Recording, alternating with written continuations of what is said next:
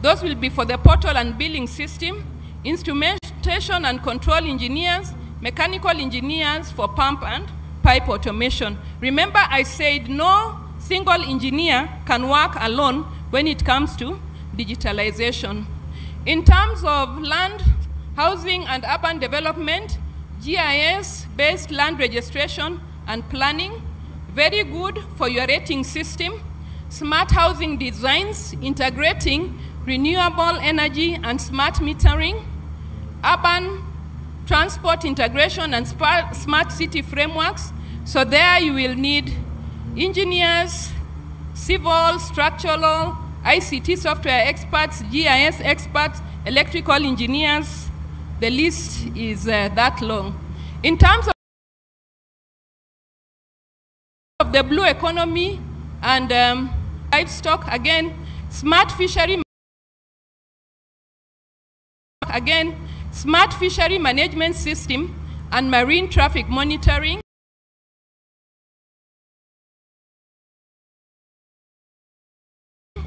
Internet of Things, enabled agriculture precision farming, livestock tracking and smart irrigation, automated cooperative management platforms, and again, who are the engineers you are bringing on board at the county? You'll need an agricultural engineer at least, electrical engineer, mechanical, civil, ICT software engineers, and geospatial experts. In terms of fire and emergency services, we expect that the emergency call and dispatch services will operate 24/7, and for it to operate that 24/7, you need a computer-aided dispatch platform to log in incidents, track response time, and guide deployment. GPS-enabled fleet management to locate the nearest response teams, especially in terms of when we have traffic crashes. GIS mapping and risk modeling, digitalized maps showing hydrant locations, road access, building layouts, and hazard phones. The hydrant locations is very important for the fire engine so that they know where they can actually draw the water from. Predictive modeling to identify high-risk areas and optimize station locations. So depending on what is happening in your respective county, based on the digital mapping, you can decide where to locate your services. Smart firefighting infrastructure. Again, IoT sensors for smoke, heat, gas detection integrated into buildings. And this will be done by the mechanical engineers and the structural engineers. Remote monitoring of fire hydrants, water tanks, and pump systems. Interagency communication platforms. Again, this is very important. Shared situational awareness platforms linking police, ambulance, disaster management, and fire services. So in fact, all our services as a country need to be integrated so that depending on the levels of access, we're able actually to click a button and to see this county, this is where we are. Data analysis and post-incident review, digital incident records for trend analysis and prevention planning. It is only when you have data that you can plan and measure what you're going to do and what the outcome is going to be. AI-assisted review to recommend infrastructure and policy changes. So these are just a few case studies I'm about to finish. I would want you to look at the Estonia e-government. And in Estonia, they have a single digital identity system called the X-Road, which enables access to education, healthcare, tax, and legal services for the whole country. For that one, the main people they used were the software engineering and systems engineering. And what was their role? Their role was to integrate design, cybersecurity, and the API development. This resulted in a $1.4 billion saving. Citizens access services without visiting offices. You need to ask yourself that at county level, how many of your citizens are able to access services? So lessons learned: interoperability, citizen-centric platforms, and strong digital leadership.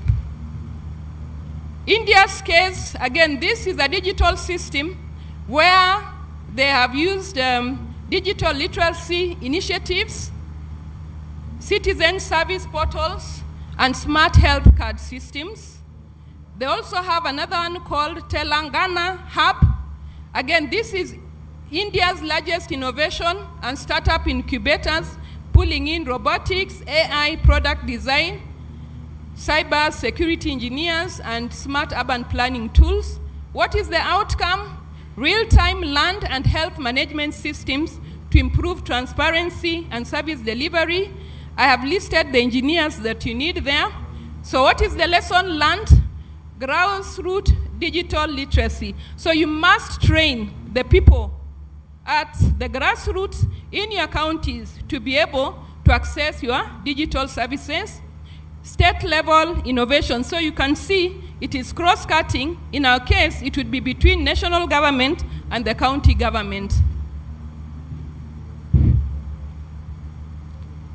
I talked about Irembo platform in Rwanda, 247 government services accessible by the mobile phone.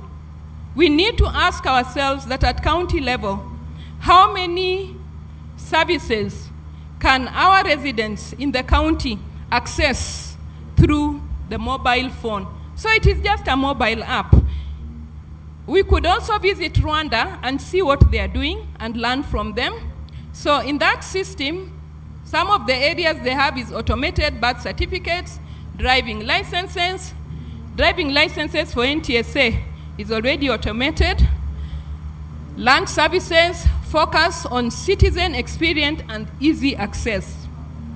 So what is our lesson we are taking home? We need to design for mobile fast access and rural populations.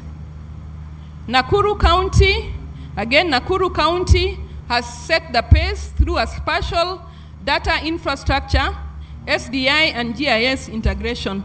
Now, one of the things we have seen is that different counties in the country are coming up with different digitalization transformation ideas, and I hope all this can be coordinated so that we have cross-county learning. So Nakuru County is actively leveraging on GIS for urban planning to enhance service delivery, resource management, and overall development. We saw, I think, a week ago when they were on the television talking about recycling of solid waste. So engineers are key to designing, deploying, and operationalizing these technologies. So again, that is just about engineers in Nakuru County. Again, the engineers there were strategic partners. In that partnership, which entities like HOT and the World Bank funded it. And then engineers as change agents transform counties into smart data-driven economies. Makueni County, what is Makueni County doing? Makueni County, a digitalized health management system called Afya Makueni, aiming to improve health care delivery and efficiency. And we as the Institution of Engineers of Kenya, we have an MOU with Makueni County where we actually training their engineers in other areas. So digitalization will also be one of those areas. And then system design and integration, engineered the county-wide digital health platform linking all facilities. This has been done by engineers in Makueni County. Murang'a County again have digitalized most of their services. They have used a software engineer from the county, one of their own. So that means that it is actually doable. They have digital infrastructure, ensured reliable internet and IT hardware distribution, payment automation. So it's a whole list of things that Murang'a County has done. Nairobi County, we have spoken about, first of all, it's the economic hub. It has a unified platform for licenses, parking permits, and taxes. And again, engineers develop the back-end architect and integration. There is a GIS platform that digitalizes land records, zoning maps, building permits, and property boundaries. This has led to a reduction in land fraud. It promotes transparency and speeds up planning approvals. So you're able to track where you are. I'm just about to finish. Allow me to skip that one. The infrastructure scorecard, my colleague is going to talk about that. So I will also skip those specific slides. Site handbook, our president will talk about that, or the representative from NCA will talk about that. So I'll skip that one. What are the opportunities? I'm just about to come to the end. Job creation in ICT and infrastructure development. Better disaster planning and response via real-time systems, so that everybody in the county knows that if this is the service I am looking for, this is how I will get that specific service. Enhanced financial reporting attracts grants and donor support. So if you have those systems, the donors already now know that this is where we want to invest in. Creation of public-private partnerships for county development, leveraging on innovation from startups and tech firms. So you have those opportunities, civil engineers, mechanical. I had already given those examples, so allow me not to give that. But civil engineers plan and supervise, mechanical, so you'll get this PowerPoint presentation. Biomedical engineers, I don't know how many counties have employed biomedical engineers, but you need them to digitize your county health facilities with equipment that integrates health systems, maintain telemedicine hardware for the rural clinics, deploy smart diagnostic devices connected to the central hospitals. Agricultural engineers integrate GIS mapping for land use, agriculture, and climate monitoring. And this would even help you access climate funds. Use precision agricultural tools to optimize crop yields and livestock. Support digital tracking for fisheries and a blue economy. I will skip that. So what is the impact? Engineers become enablers of efficient, transparent, and environmentally responsible governance. Their technical expertise ensures digital solutions are robust, scalable, and tailored to local realities, directly contributing to productivity gains, cost savings, and sustainable county goals. Every successful transformation needs engineering brains and engineering hands. What is our vision for the counties from a digitalization perspective? Our vision is that a digitally empowered county government where engineers drive innovation, integrate smart technologies, create sustainable citizen-centric services that enhance efficiency, productivity, and resiliency across all sectors. Build local capacity through training and innovation hubs. IEK has a capacity building committee that is called Engineering and Education, and we continuously train the engineers on those digital aspects. Leverage engineering expertise to deliver smart systems. So it is important that the counties must employ engineers in all those sectors I have spoken about that will drive and transform their services. So what is the call for action? For the counties, integrate engineering expertise in every step of our county digitalization journey, from design to deployment, from maintenance to innovation. The engineer must be with you. Engineers are not just builders of roads, water system, or structures. No. They are the architects of digital solutions that will shape the lives of citizens for generations to come.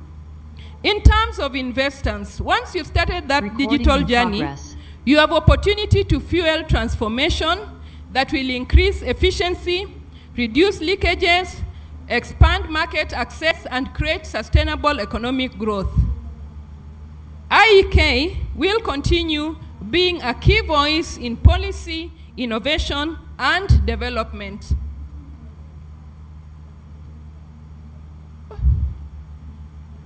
Finally, IEK, the Institution of Engineers of Kenya, commits to champion capacity building for engineers in emerging digital tools and platforms, collaborate with county and national government to ensure interoperability and data-driven decision-making, advocate for policies and standards that guarantee quality, safety, and resilience in digital system, mobilize engineering innovation to bridge service delivery gaps and improve citizens' quality of life. No county should be left behind in the digital transformation journey. Together, engineers can and will power a smarter, more productive, and more sustainable future for Kenya and for the counties. I think yes, this is the last slide. The future is local. The time is now. Let us invest in county digitalization and reap the benefits of a smarter, more connected, and more prosperous Kenya. Thank you very much. IEK will offer you all those engineers. The ones I listed, we have them, and I know the counties don't have them, so I hope you can advertise for the job opportunities. Thank you. Thank you very much, Engineer Christine Ogut, for that presentation. It cuts across, and we are enlightened. We want to recognize the Deputy Governor, Kiambu County, Rosemary Jerry Kirika, for being with us. Thank you very much. Thank you very much. We appreciate your presence. We just give engineer a round of applause. I want to, just a round of applause. I want to encourage us to note down the questions. If we have all clarifications, we are going to have a panel, a plenary panel session that all these things will be handled. Our next speaker will be Engineer Jennifer Korir, who is the Honorary Secretary, Honorary Treasurer, to the Institution of Engineers of Kenya. She will be taking us through the importance of infrastructure report card in supporting county agenda. Welcome. Thank you very much, Engineer Jackson Mwembe, our Hon Secretary. Good morning. Thank you very much. My name is Engineer Jennifer Korir, as you have heard, and I'm going to take you through the importance of infrastructure report card in supporting county agenda.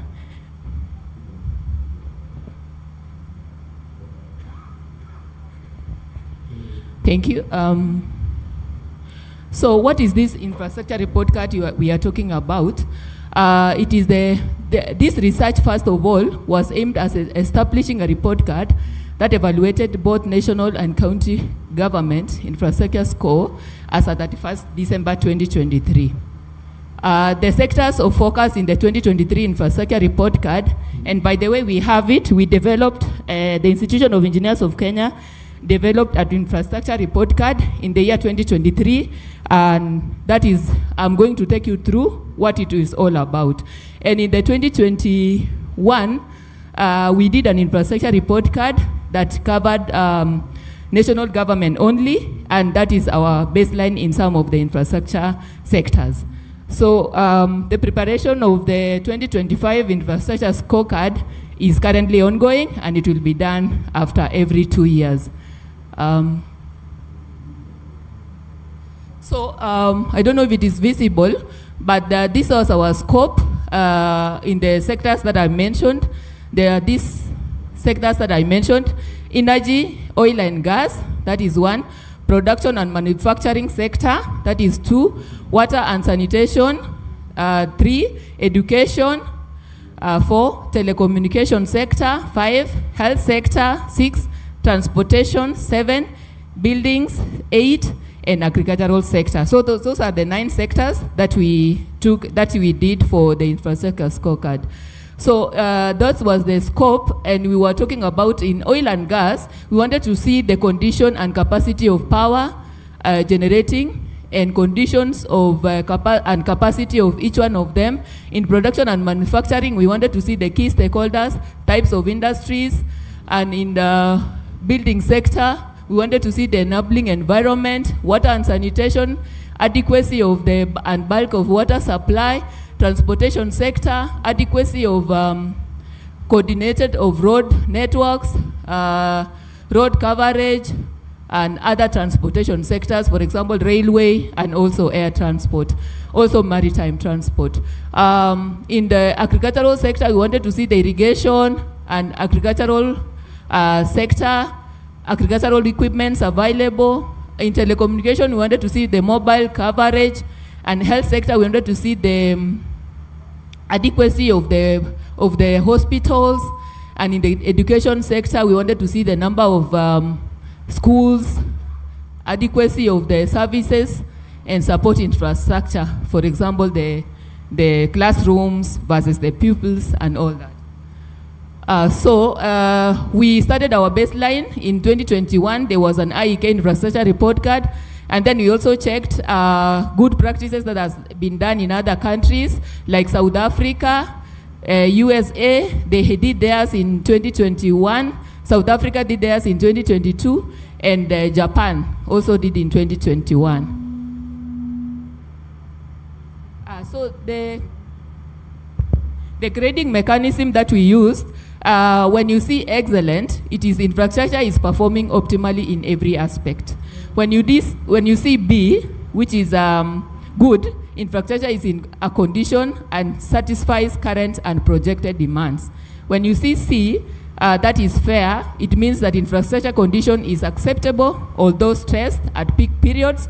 It will need investment in the current medium term to avoid serious deficiencies. When you see poor, you will see that infrastructure is not coping with the normal demand and is poor state. It is likely that the public will be subjected to severe inconveniences and even danger without prompt action. When you see fail, infrastructure has failed or is on the verge of failure, exposing the public to social health and safety hazards, and requires immediate action. So when we go to the sector, in 2023, energy, oil and gas sector performed good.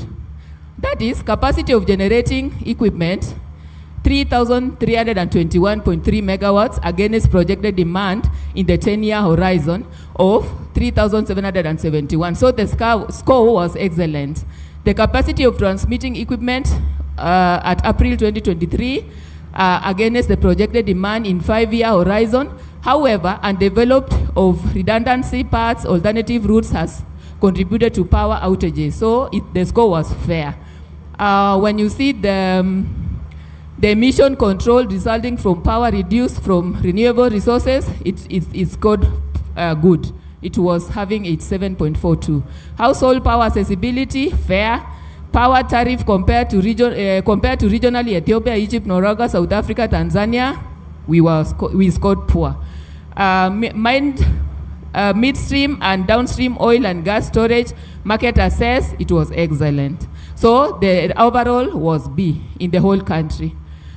When we go to production sector, the sector contributed to 7.8% to the country's GDP, so it was fail.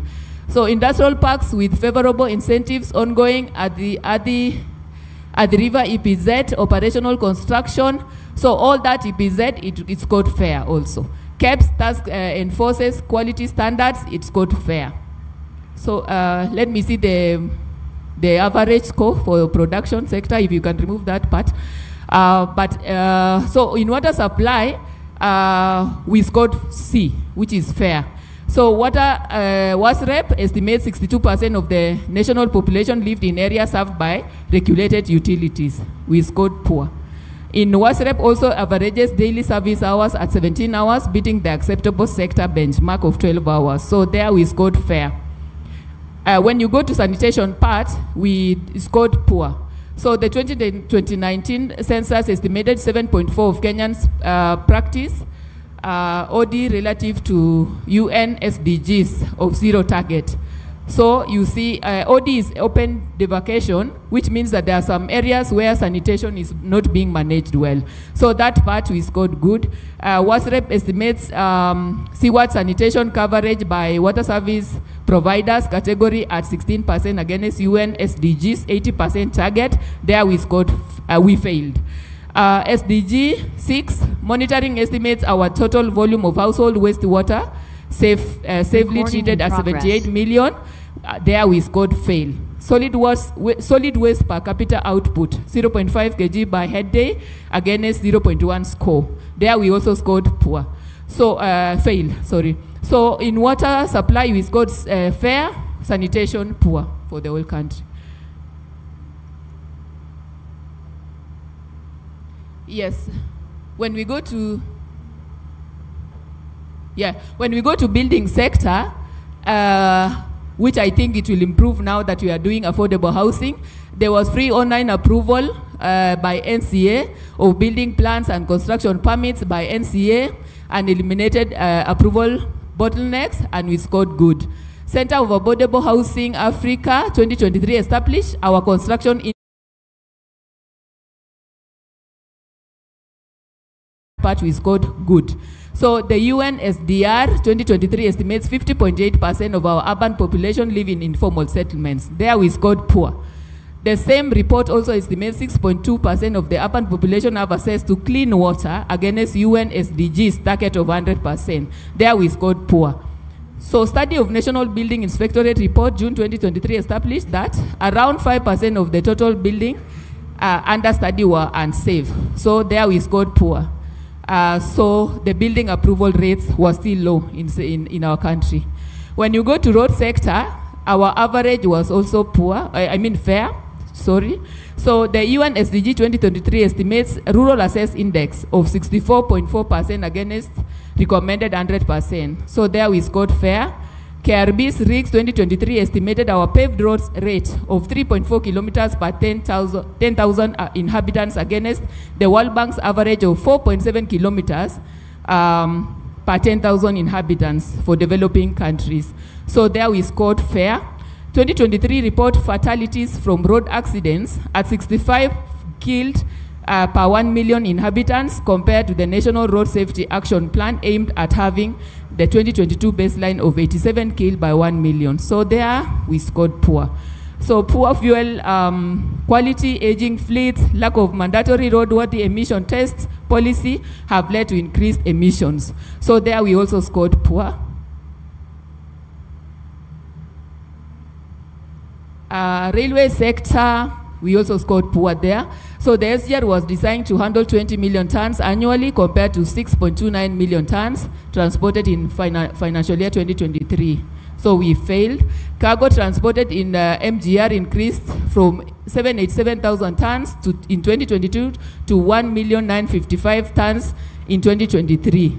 The annual passenger transportation through SGR was 2,727,000 in financial year 2023. Decarbonization strategy aimed at electrifying SGR from Mombasa to Nairobi, shifting 30% of freight from Mombasa to Nairobi to road and rail. That one had not been done in 2023, so we were poor, or it was still ongoing. In airways, our score was also D. So Kenya has a total of 470 aerodromes. IATA's Sustainability and Economic Q1 2023 ranks Kenya in terms of Air Connectivity Index, ACI, at position 76 out of 100 countries. So we scored fail. 84% of KAA-owned aerodromes runway are in good condition, so that score was good. IATA ranked Kenya's Air Trade Facilitation Index at 69th out of 124 countries, Kenya Passenger Facilitation, and there we scored also poor. So decarbonization strategy targets to introduce certification policies based on sustainable Aviation Charter, and there we scored fair. Maritime, our score was good, B. Port of Mombasa has an annual capacity of 2.65 million TEUs. Kisumu Port, 15,000 TEUs, while Lamu Port, 10,000 TEUs. TMA report showed that Kenya's port capacity will slightly throttle the projected 5-year horizon, so it was excellent. Mombasa Port current waiting time is 15 hours against the 12-hour score, so excellent. Average dwelling time at 86 hours against the targeted 48 hours, that was score was fail. Decarbonization strategy also fair. So maritime average good. Agricultural sector fair. 551,000 acres put under irrigation against 1.913 million acres. So we scored fail. Agriculture roads dependent on rural access index of 62.5. The score was poor. Mechanization level of agriculture in Kenya estimated at 0.14 HP per hectare in 2019, relatively consistent with that in other major sub-Saharan African countries. Fair. Agricultural sector contributed to the country's GDP in financial year 22-23 at 21% score. So that was excellent. In agricultural sector, C. Sorry. So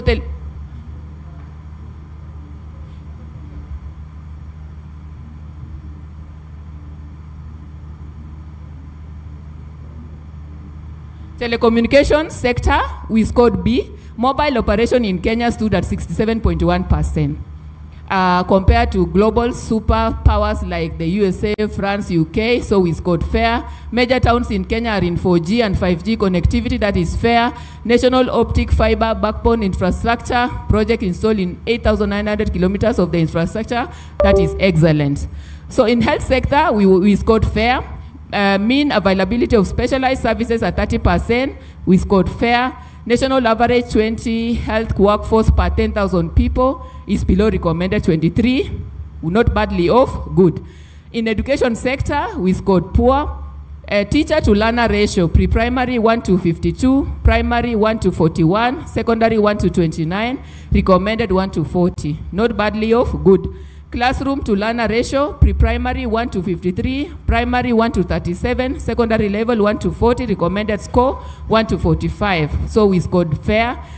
Toilet to pupil ratio, pre-primary 1:37, secondary 1:30, and recommended 1:25. There we scored poor. And then functional internet at 14.9 at pre-primary score, poor. So the average became poor. Now this 2023 infrastructure scorecard, we also did county scores, and we have all the 47 counties being scored in different, this is average score for every county. For example, we have Mombasa with C, we have Wajir with E, we have Nairobi with B, and I think that is the meaning of devolution, that Nairobi is higher than as we are going to see in the maps. So the devolution now will bring all the counties at par. So all these counties have their scores, as you can see. Makueni, C, Baringo, D, and all that. And this infrastructure scorecard is available in our website.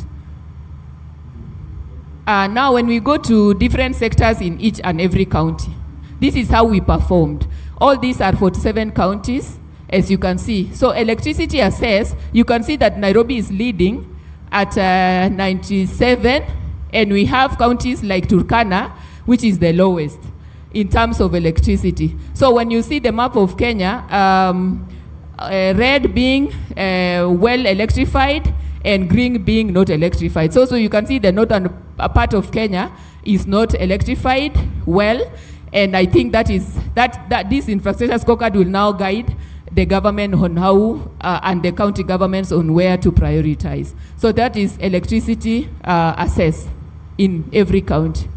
When we go to number of approved buildings, I think this is now building sector. You can see Nairobi is leading far away from many, many counties.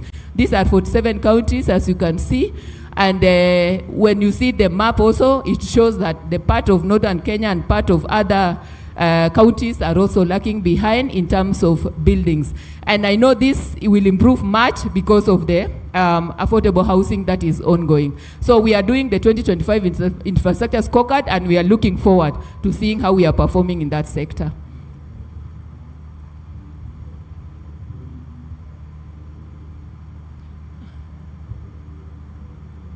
Yes, when you go to sanitation, which is open defecation, you can see that only a few counties are still using that part of defecation, Samburu and some parts. But when you see Nairobi and Mombasa, they have improved much and they don't have that part of defecation. So this is what was done in the study. You can see that some counties are still using that part of sanitation type, and I think it can guide, this infrastructure scorecard can guide on where to prioritize. Rural Access Index. Rural Access Index, as you can see the map of Kenya and also how we are performing, we are not badly off in most counties. Lamu is still lagging behind a bit, and other counties have improved, and we can have a good average.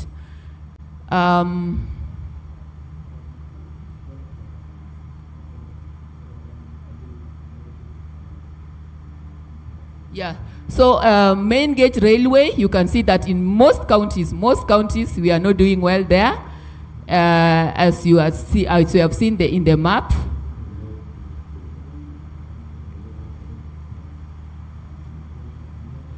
Mobile networks, you can see that actually the whole country is digitized. So you can see how we are doing in each and every county. We are doing well.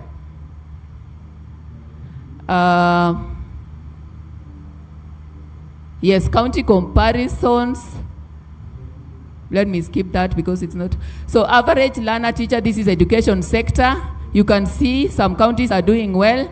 Some are still lagging behind in terms of average learner to teacher ratio. So this IRC can also guide the national government on where to send the teachers. Learner to classroom, you can see learner to classroom also. It has improved in many counties, but we can still improve. Learner to classroom ratio. Learner to toilet ratio, most counties, some of the counties are not doing well. Like you can go to a public primary school with 1,000 pupils and you can find out that actually the toilets are not adequate at all. So this is where we are as different counties. ICT assess. As I said, I think in ICT and digitization, as my colleague has talked about, you can see how we are performing in different counties. Leaders being in Mombasa, and I think Lamu, Nairobi is not badly off, and Nyeri, and all those counties. So what is the importance of this infrastructure report card? I'm about to finish. So infrastructure report card is like a health checkup. The checkup that you always go and do in the lab. So this is IRC is telling you how you are performing. So it physical systems like roads, water, sanitation, electricity, grid, schools, etc. It assesses their condition, performance, and future needs. Infrastructure scorecard or infrastructure report card is a strategic tool that helps a county maintain safety, plan for growth, spend wisely, and attract investment while keeping the public informed and engaged. Importance of also IRC, it highlights current condition, gives a clear evidence-based picture of the state of infrastructure, shows what is working well and what is deteriorating, prevents hidden problems from becoming costly crises. It also guides government, both national and county, in planning and policy. So it helps leaders to prioritize projects based on urgency and impact. It ensures long-term planning instead of short-term political fixes. It ensures supports sustainability development goals, SDGs. It improves public awareness and accountability. Translates technical assessment into simple grades or ratings that the public can understand. It also creates pressure for transparency in infrastructure spending. It also encourages citizens to hold leaders accountable. It also attracts investment. When you have done an IRC in your county, the investors can look at it and say it is actually clear. So provides data for local and foreign investors that can be trusted. A good rating signals a stable environment. A poor rating shows opportunities for investment. So both of them. If you are performing well, then they see that that is a stable environment for business. If you are performing poorly, they will also show that shows opportunities. So both sides will attract investment. So it prevents also economic losses. Infrastructure fails can disrupt trade, transport, health, and education. Early detection through a report card reduces maintenance costs and prevents disasters. It also encourages innovation and sustainability, highlights where modern technologies, renewable energy, or climate-resilient designs are needed. When done well, an IRC is not just a diagnosis. It's a persuasive document that can drive policy reforms, budget allocation, and even legislation, while attracting investors who want to engage in large-scale national or county projects. Thank you.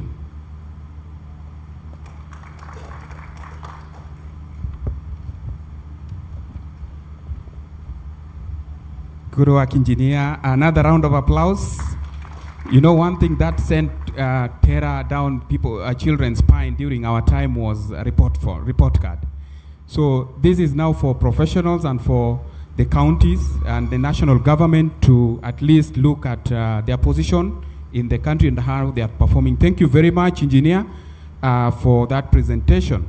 I would like to move to the next step where we are going to have our session, and I will request Engineer Shama Kiteme to be up front.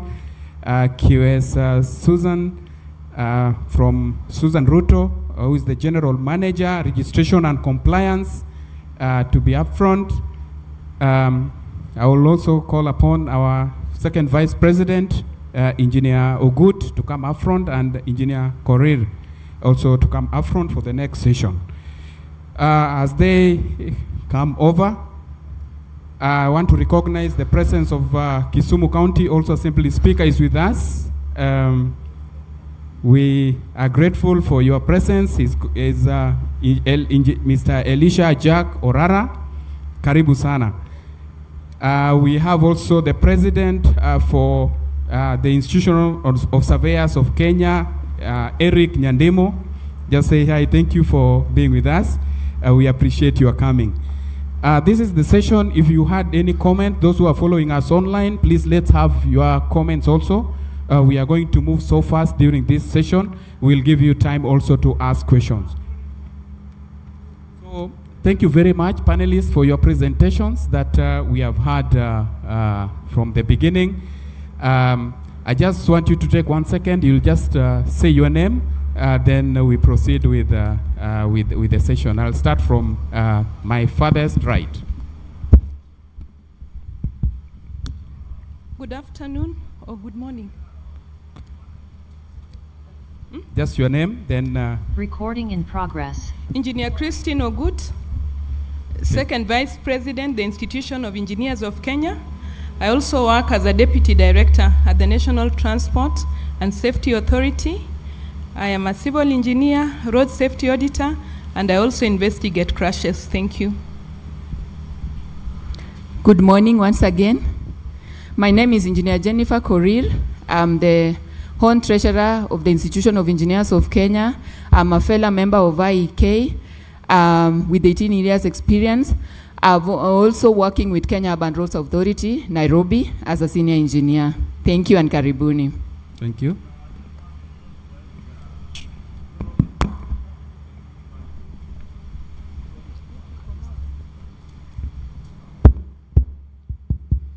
Thank you very much. My name is Engineer Shama Kiteme. I'm a registered consulting engineer with the Engineers Board of Kenya.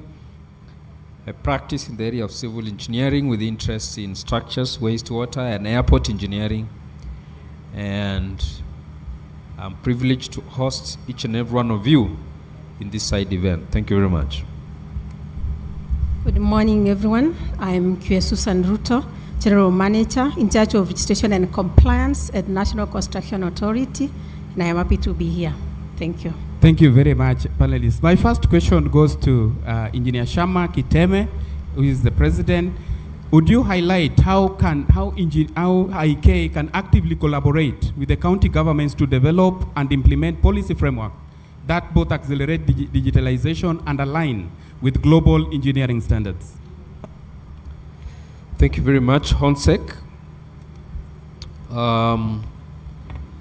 The theme of our side event, definitely, like you've been listening all through, has been on digitalization. And we have also made a presentation on infrastructure report card. I begin from the point of understanding that everything requires leadership. And I think it's John Maxwell who says everything rises and falls on leadership. So for the conversation on digitalization to advance, there must be leadership. And that means the leadership in counties must be deliberate on moving into this direction.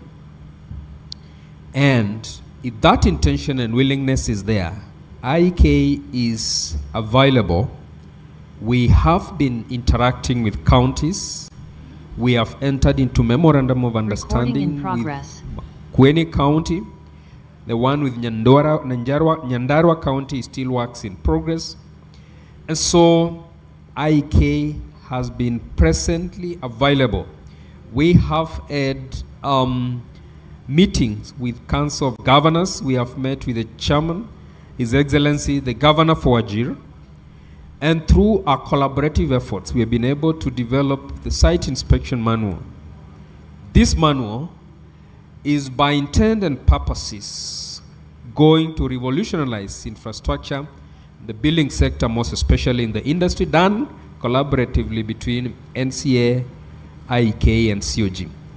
And so IK is available when the leadership is ready and intentional about digitalization to help in crafting the frameworks towards this. We have been involved in drafting instruments, a couple of them, and so this is not new to us. We are pretty much available, but the intention has to be there from the counties. And we have seen the counties we have interacted with, they're very energetic in embracing some of these concepts and conversations. We are able to work around drafting the policies, drafting the instruments that are necessary, but not just that, training and follow through for implementation.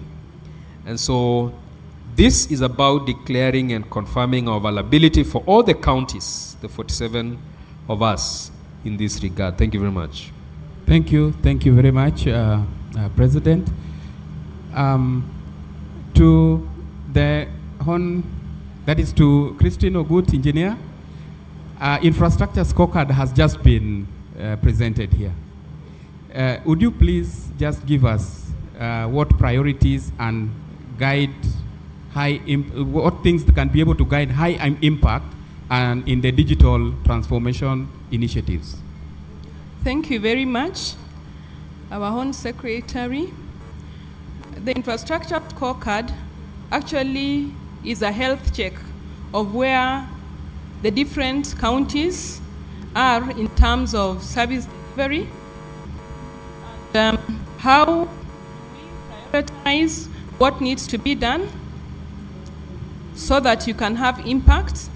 The first thing is that you must link the infrastructure scorecard outcome or the results that have been provided.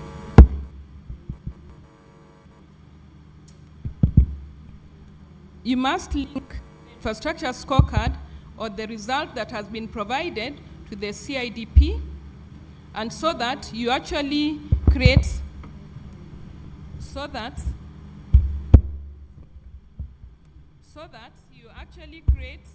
a map of where you are in terms of the services.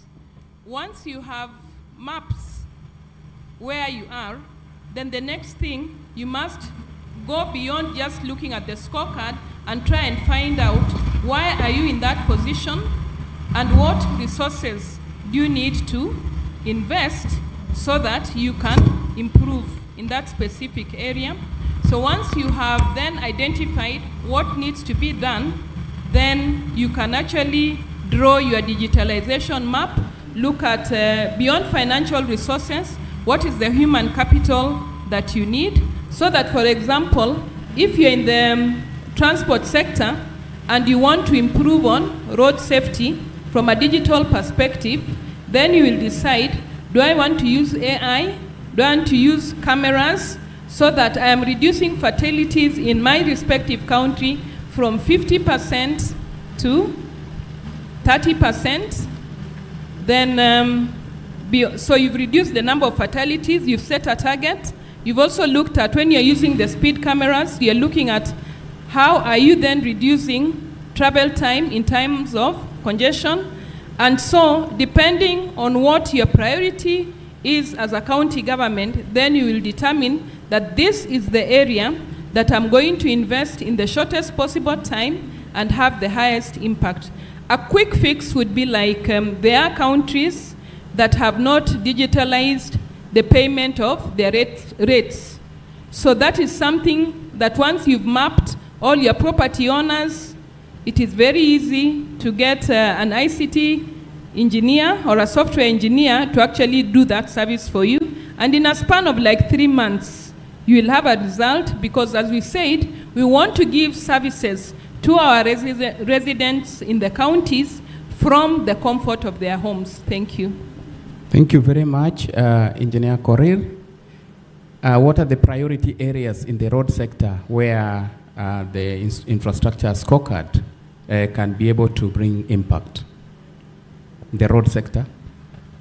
Okay, thank you very much. As you heard that I'm working with Kenya Urban Roads Authority, and I think that's why the question is coming on the road sector. And I want to say, yeah, the president yesterday talked about the resources which are already available in the counties, and utilizing the already available resources, because most of the time it is so easy to say that the monies are not available. We don't have money. National government has not deployed the money. But what are we doing with the available resources? So the question was,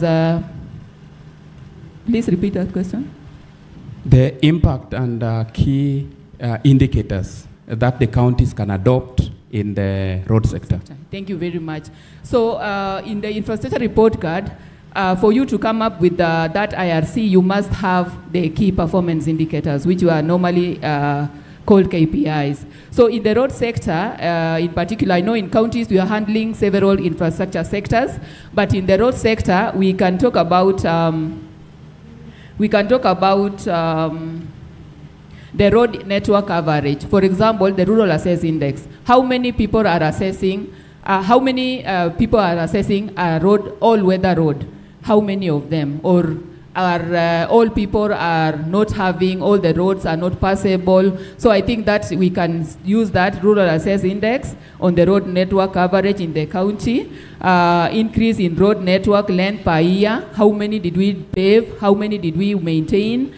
We can also talk about road network coverage. I've talked about that, increase in road network, and also the rural access index. And then maintenance performance. How many kilometers are planned for routine or periodic maintenance? How many of them in the total network? Maybe county has 1,000 kilometers. So if you plan for 3 kilometers, then you will not have covered that. So, and then average maintenance cost per kilometer. Is your maintenance cost high or it is average? And then we can also talk about road safety indicators. How many fatalities, how many road crashes are there in the county, so that you can know that you are doing well or not. We can also talk about project delivery and funds absorption. Sometimes you award a tender to a contractor, and then 6 months down the line, no work has been done, or no certificate has been paid, because certificates are paid based on the works done, then that means that we are not performing well. We can also check the quality of compliance. When we come for tests, for example, material testing and research, when they come to test those quality of those roads, how many are passing those quality tests? And then we can also check climate resilient infrastructure in the road sector. Are our roads all weather? Or when it rains, no produce will go to the market, or all that. So I think that is what I can say for now. Thank you. Thank you very much. So this is a document that can be able to help the counties to perform their duties very well. QS Susan, we see the inspection handbook, which is, has been developed and is yet to be launched. So how can NCA plan, what is the plan of NCA in supporting counties in the adoption and application of this particular document? I think this is one of the areas which is going to be very critical in the construction industry. Thank you so much, Engineer Moderator. On that question on the site handbook, first and foremost, I want to say that at National Construction Authority, we collaborated with IEK together with representatives from COG during the development of this site handbook.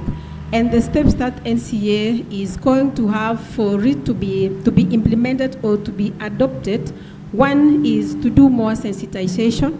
And on this, we will require that together with IEK, we'll do more sensitization because most of our counties and also the professional in the construction field, I know this is a document which will soon be launched, and it will require more sensitization and also the training. So we'll plan for targeted training so that at our county levels, we'll be able to sensitize people so that they'll be able to use this site handbook. And also at the National Construction Authority, we have also our project registration and quality assurance, where we carry out project registration, where we carry out quality assurance. So we will also amend our template for registration and also for quality assurance so that it can have the provision for what is provided for in the site handbook. So for now, that is what we are going to do. So we need more sensitization and also the training on the same, because the public and the stakeholders at large, they also need to understand how this site handbook will be used together with the National Building Code. Thank you. Thank you, QS, for your response. President Engineer Shama Kiteme, what is the role of IEK in this support? Thank you very much. I want to begin by saying, as an institution of engineers of Kenya, one of a very key goal for us is partnerships. And nothing exemplifies this than the product that we came together with National Construction Authority and the Council of Governors to develop the Site Inspection Handbook. Why is this critical?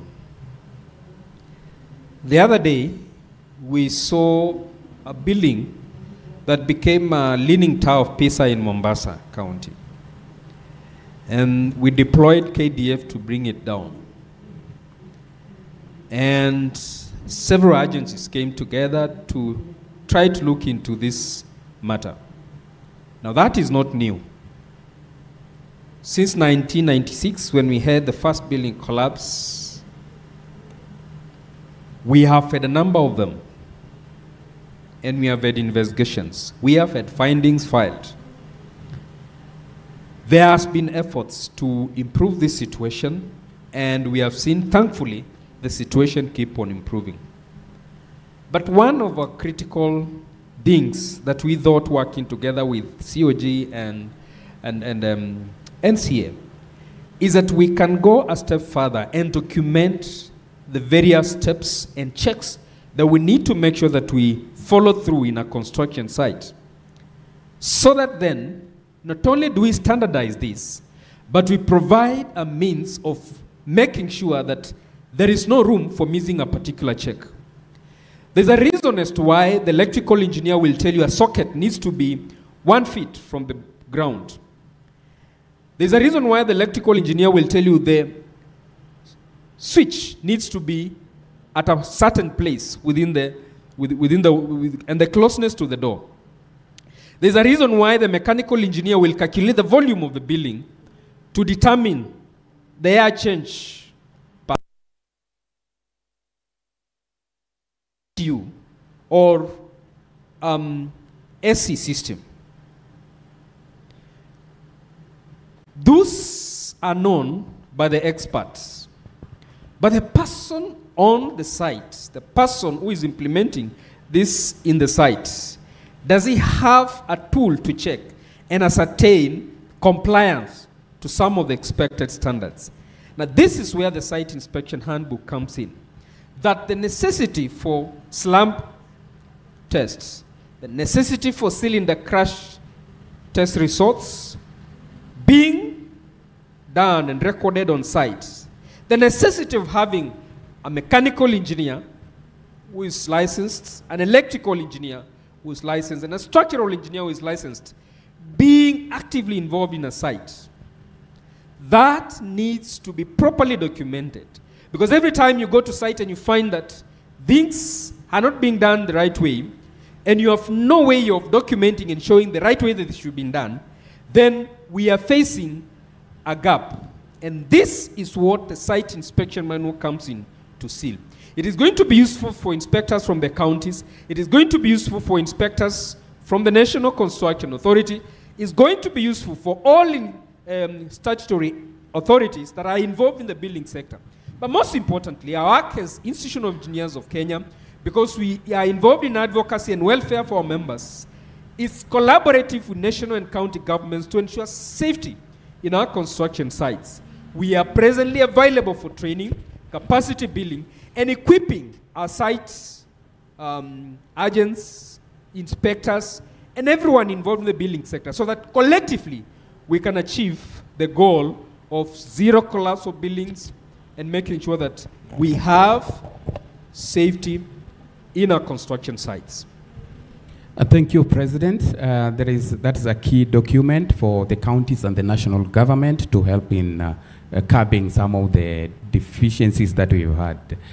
Engineer Christine Ogut, please just highlight some gaps, technological gaps that the county engineers, that the engineers can help the counties to bridge in the next 5 years. Thank you very much. The biggest or the largest technological gap related to digitalization is the lack of a unified infrastructure map. And that unified infrastructure map is not integrated. And how can engineers help the counties address that gap? The first thing is that they will prepare a roadmap so that the specific infrastructure is actually mapped for a specific county, so that on one platform with different layers, you will have how infrastructure has been implemented across the county. Once that has been done, the next bits will be to identify the areas that are prioritized for improvement. And once that has been done, the county at that point will then invest in those areas, and it will now gradually monitor where it is in terms of digitalization of those specific infrastructure services. For example, when you improve road infrastructure, the next thing that happens is you've mapped that road, you've invested in it, then developments will begin coming up along the frontage of that road. And what that means is for the county government, you'll be able to actually increase in terms of charging rates. You'll also now increase your infrastructure coverage in terms of giving services like water. But for you to do that, we all agreed that then you will bring on board the different engineers so that you get quality services. So once you have invested, then now that cycle keeps on going on for the different areas that you've prioritized, which are linked to your CIDP, which are linked to your budget, and slowly now you're focused. You know which direction you're going, and by the time the next infrastructure scorecard is being done, you already know that I was at this level, and based on this level of investment, this as my achievements, and this is what I have done. So on the basis of that, you already have a roadmap where investors, whether they're development partners, whether it is the national government, or whether it is the county government itself, then already knows what areas it needs to invest in from a digital perspective. And for us, the greatest technical gap is the lack of that integrated map for the counties that maps all its services so that from there they can digitalize them. Thank you. Thank you very much. You can actually see that the information is here and the plan and the roadmap is with IEK. So we are looking at these collaborations with the counties that we can employ that knowledge. I want to come back to you, QS, for this particular question. The public needs delivery, cost control, and quality assurance in county construction projects. So what are these game changers and innovation or system game changers that you have? Thank you, Engineer. On this, what we will need as a game changer will be remote monitoring of the projects and also the construction projects in our country. Once we embrace that, that is whereby we can use the GIS, the GPS, and also the drones. So as the authority, we are already piloting, or now we will also include GPS in our operation, because we realize that most of the construction projects, they are even happening in fast areas.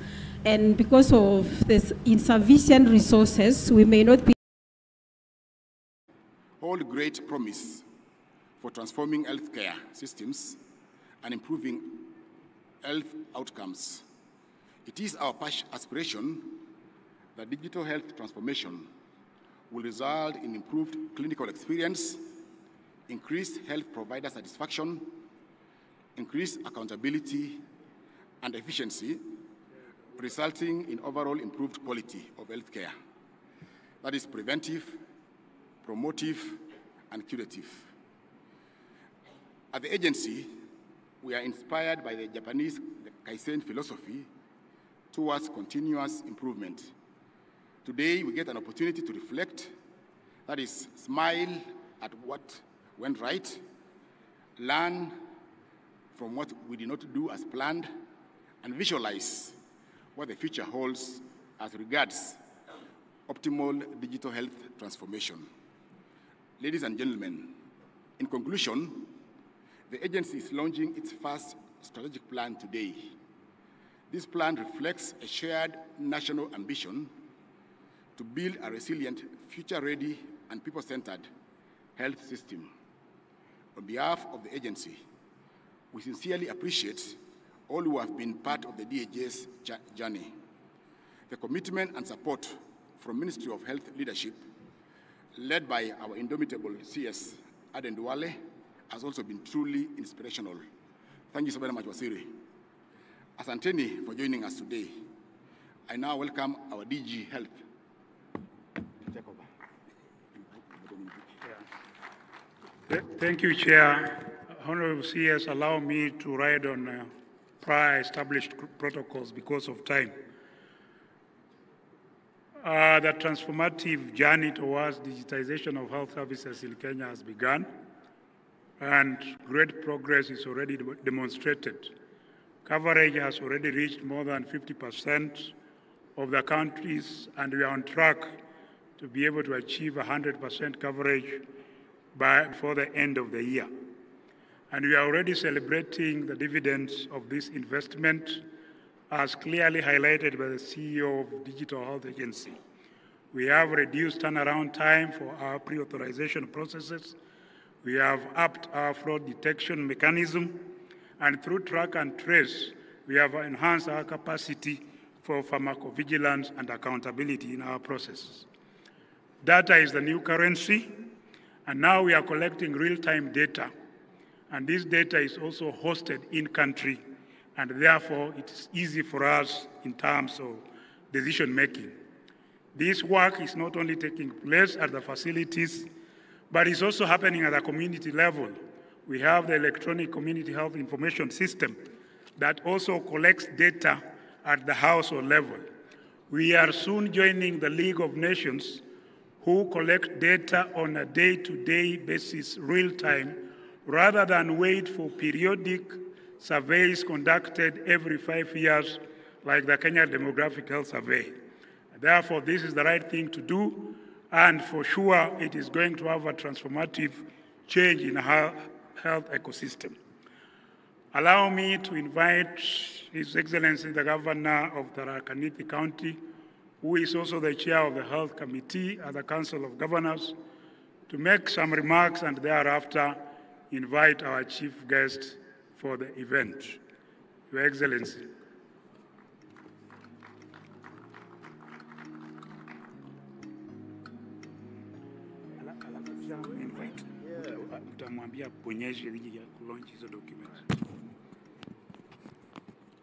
Thank you very much, Dr. Omoth, our substantive DG, Honorable Hadan Duare, the CS for Health, and for the sake of time, all protocols observed. I recognize you all and I salute you.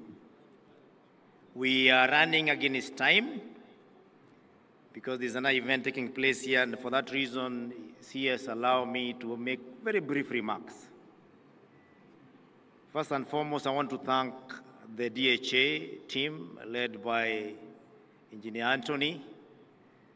From where we sit as the Council of Governors, their partnership has not been without hitches, but it is one of the best agencies we work with, because from where I sit, DHA has gotten us from a habit that we had in Kenya, where we used to have a book called Kitabu ya Hospitali. It used to be half a book, and our patients used to carry them along with them everywhere they go. And the biggest killer of patients in Kenya was not the wrong diagnosis, it wasn't lack of medicine, it was inconsistency of health records that made doctors treat patients who are referred with the same treatment they had in the previous treatments or visits, without realizing that that was not working because there was no record.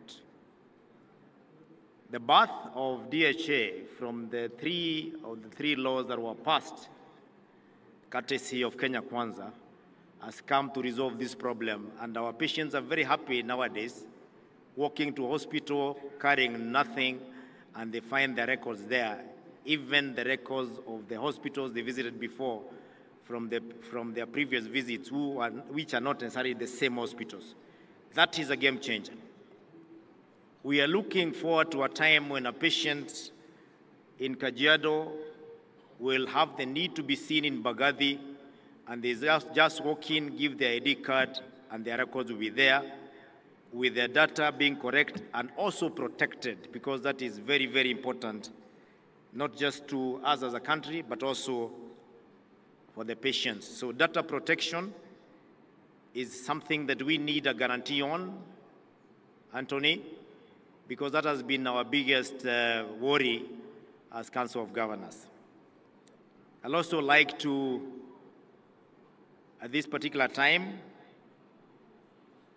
hail you for giving us a promise to give us end-to-end visibility, which includes a dashboard for the CEC in charge of health, also the governor.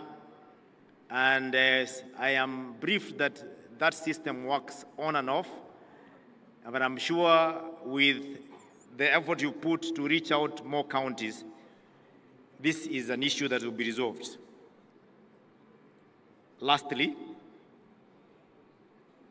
counties had existing systems or digital health systems. Some of them were inferior to what DHA is offering. Some of them have resistance in accepting DHA because they feel they have had an investment. But if you're giving me a Ferrari and you're telling me to crash my VW, which is very old, I would have to make my calculations whether the VW serves any purpose. We are therefore urging the county government, if you have a system that's inferior to DHA system, it does not matter how much you invested in it. If the DHA system will serve you better, you had better take that one. With those very few remarks, it's now my humble duty to call the CS Health, and even as you comes, and let's give him a clap. Counties have committed to give free treatment in level 2 and 3 and 4, but CS urge patients also to make sure they register for SHA, because you cannot get treatment if we don't know who you are. They must register. Thank you very much.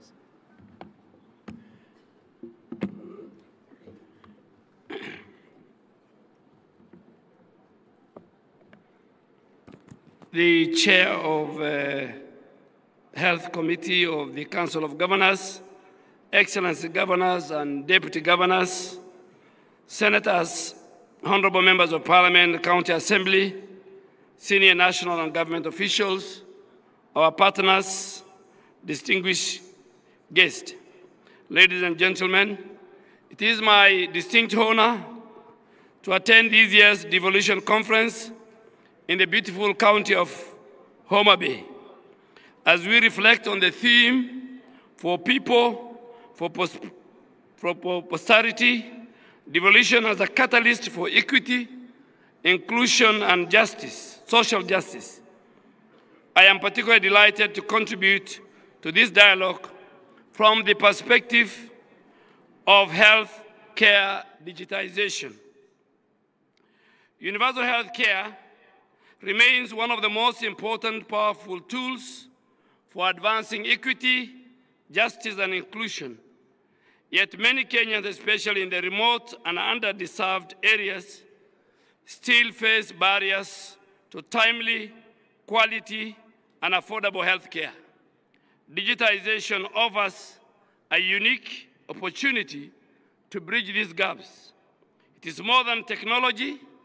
It's a transformational tool for efficiency, for accuracy, for equitable access, for transparency, and for citizen engagement and empowerment.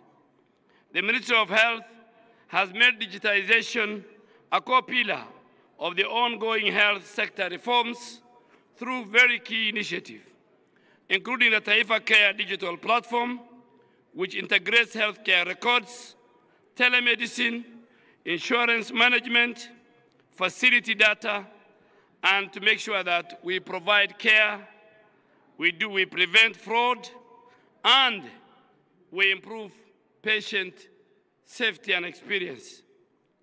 We are also doing community health digitization through the Smart Chap app. Community health promoters can now register households, report illness, track maternal and child health, and make referrals, hence boosting our surveillance, our responsiveness, and our accountability to the people of Kenya. On supply chain and resource tracking, we now provide real-time monitoring of medicines, vaccines, and medical equipment, reducing stockouts, wastage, and disparity. And finally, on health financing and inclusion, using our digital IDs and mobile money to enroll vulnerable population into the social health insurance, hence enhancing financial protection and reducing unnecessary cost. Ladies and gentlemen, devolution has been a game changer in aligning health priorities with the local realities. Counties are best placed to implement innovations that meet the specific needs of their population. The Ministry of Health continues to work closely with the county governments in the rollout of digital health infrastructure at all levels. We are working with you to build capacity of health workers and ICT officers. We are working with you to strengthen data governance, privacy and cybersecurity, and we want to make sure, colleagues and partners, that equity is not an outcome, it is a deliberate choice. Inclusion and justice in healthcare must be embedded in our system design. We want to ensure that our platforms are accessible to persons with disability. Our platforms are available in local languages. Our platforms are gender responsive. And our platforms are affordable to all. No Kenyan should be left behind in the digital health revolution, regardless of their location, their income, and their identity. Kenya digital health transformation is here and is real. It's reshaping how we deliver care, improve efficiency, and safeguard public resources. Through the Social Health Authority, the ministry is using technology as an engine for equity, accountability, and trust. Since October, SHA has disbursed 57.7 billion to health facilities, and of this, 49.7 billion was channeled to the Social Health Insurance Fund and emergency, chronic, and critical illness, while 6.7 billion supported the primary health care fund. And let me make it very clear here. Our primary health care fund is the one that makes Kenyans to access outpatient in level 2, level 3, and level 4 free of charge, paid by the government of Kenya, appropriated and budgeted by Parliament. When fully integrated, biometric verification will work with real-time claims processing, enabling instant eligibility checks, faster reimbursement, and accurate data, patient data across all our counties. Beyond fraud prevention, this system builds citizen trust and provides actionable insights on service use, on the trend of diseases and spending in order to allow us to make smart investment and fast response. Ladies and gentlemen, Kenya experience demonstrates that digital health innovation, when anchored in sound policy and sustained by strong political will, as shown by the President and the government, and those of us who work with him, and our county governments, we can deliver a patient-centered, fraud-resistant, data-driven health system, serving a model for Africa health-resilient agenda. And in this spirit, today is a significant milestone with the launch of the Digital Health Agency Strategic Plan, alongside other guiding documents. This will serve the compass for advancing our nation's health digitization agenda. In conclusion, we reflect on the next frontier of devolution. Let us reaffirm our collective commitment to equity, justice, and inclusion through technology-enabled health system. The Ministry of Health stands ready to walk this journey together with all our partners, all our counties, and our communities. We will close the gap and we will open the future. With those many remarks, it's now my duty and honor to launch the Digital Health Agency Strategic Plan.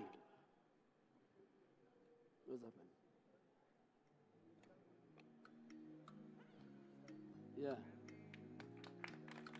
Please, let's clap for DHA.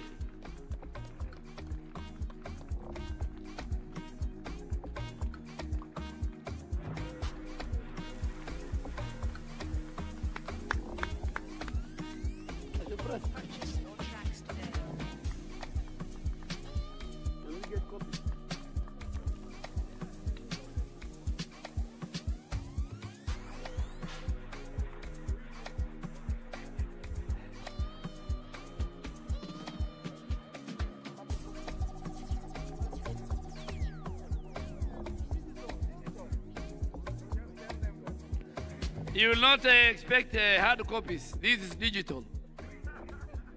Colleagues are asking me where the copy, so I told them this is digital. So you get your copy digitally, online. Thank you very much.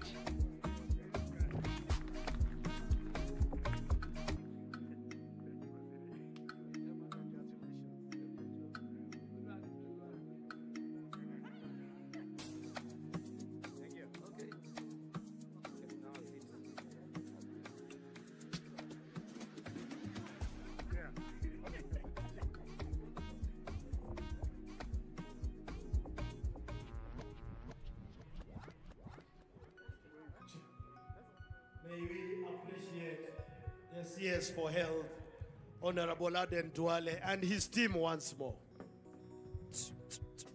A better round of applause, ladies and gentlemen. Thank you. Allow me to welcome Tabby and the band for one number as we prepare ourselves to welcome our keynote speaker, His Excellency Engineer Dr. Raila Amolo Odinga. Welcome, Tabby and the band.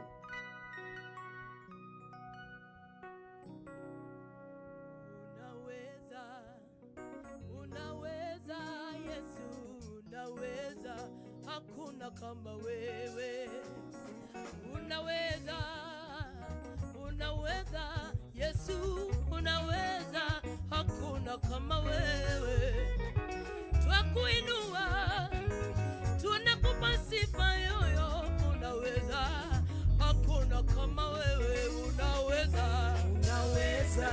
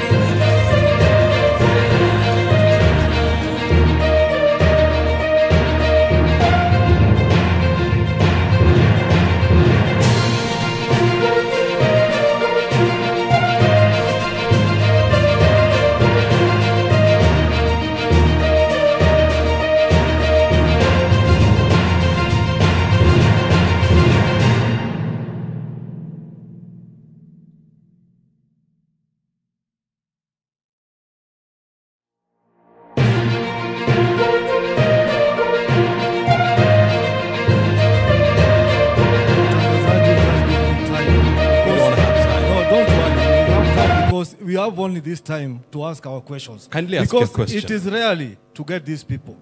Number one, when I see the panel sitting there, even the people who are talking, I don't see even anybody representing the people we are talking, the informal people from the settlements. I happen to be one of them because I was born in Kivumbini, Nakuru. I have grown there. The problem with these things, when you are doing them, you are just doing them up or juu. When it comes to we people, they are down. We just find things that may happen. And there we have municipal people here. Even my chairman happened to be the director of social services in the defunct municipal council. You see, when you want to do this thing, even Mtangazaji, when you are going to the TV in KBC, you don't call even the people from the informal settlement to come there to explain themselves. We only see when you're representing us there, we just see Ojuang and the rest. So please, be doing that to us. Thank you. Because number one thing, when you see people talking about kila mtu haiko na kwao, that statement comes mostly from us. Because number one thing, we saw the Bodeni affordable housing, it was done. The land belonged to the ile inaitwa PIDA, the public works. When it was done, we thought that most of the people who are going to benefit from those houses were we people from the slums. Because that is the village of Transcom. All those people who are playing football, they know Transcom. At this moment, when you go to those houses, you never find anybody who was born there, who lived there, even they don't belong there. Thank so you. Number two thing, Sheila, when you are working with this thing, just come to the boards, because I thank my governor, Susan Kihika. Alinipe that appointment because I represent that mass. Because sisi ndio tunajua hiyo kitu inatuchuna sana. Asante. So, Sheila will come to book appointment na wewe so that we discuss those things. Na mkwe mkituweka hapo, hata mtangazaji chukua namba. Tutakuita. Asante sana. We represent those people there. Thank you very much. Let's go to the next question. Gentlemen, we have to be out of here by 1 o'clock. We have to join the rest, so that's why we have to be in a hurry. Please, ma'am. Thank you all, and thank you for the very good things that we have learned today. My name is Esther Mwangi. I start with CCP.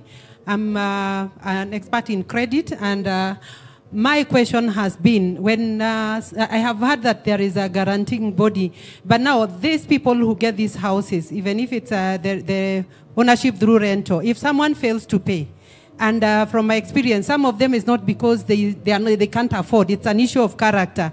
What do we have to do about them? What is in place? What policies do we have? Another question I'll ask is in terms of what Shira said, you can have a getaway home in Mombasa. The better part of your time you are not there. Is it allowed that you can maybe put it on Airbnb, or you can subrent it, or how does that go? And the final one is with the Kenya mortgage refinancing.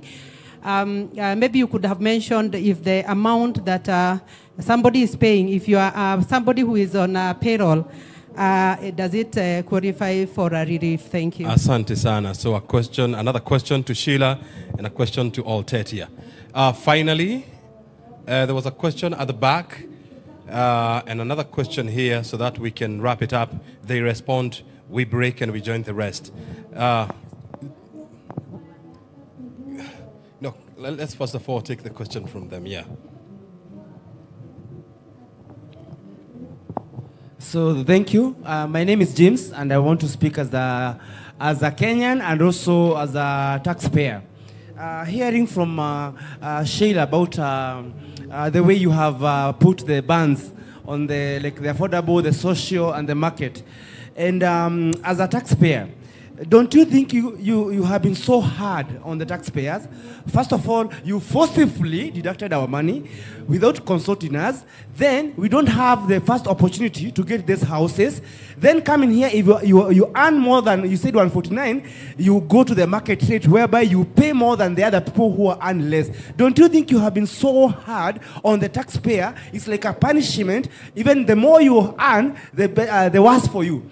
Another thing is, as a Kenyan, in case we have a change in government, how safe are we that we take those houses as takuja kubomolewa ama things to change? And those are the issue that Kenyans are having so many questions. We are not sure what happens if we have a change in government after maybe 10 years. What will happen to those people? Asante sana. Those questions go to Sheila, the sustainability of affordable housing. We have finally the lady at the back, and then they're going to respond. Good afternoon. Yes, good afternoon. My name is Evelyn Ila. I work for Laser Property Services. I'm basically representing selling agents. So I have a question for this KMRC CEO. You talked about the guaranteeing trust for the common mwananchi who cannot afford to pay for the mortgages from the bank.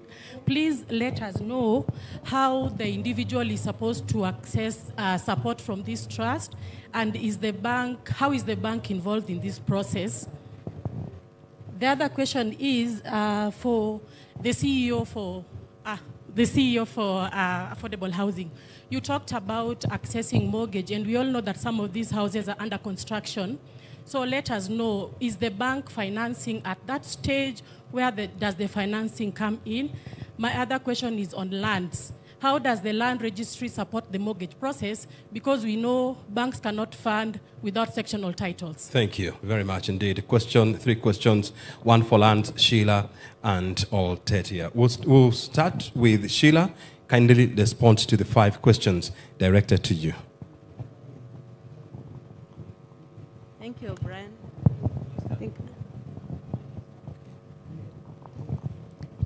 Thank you, moderator, and thank you for the questions that have been raised.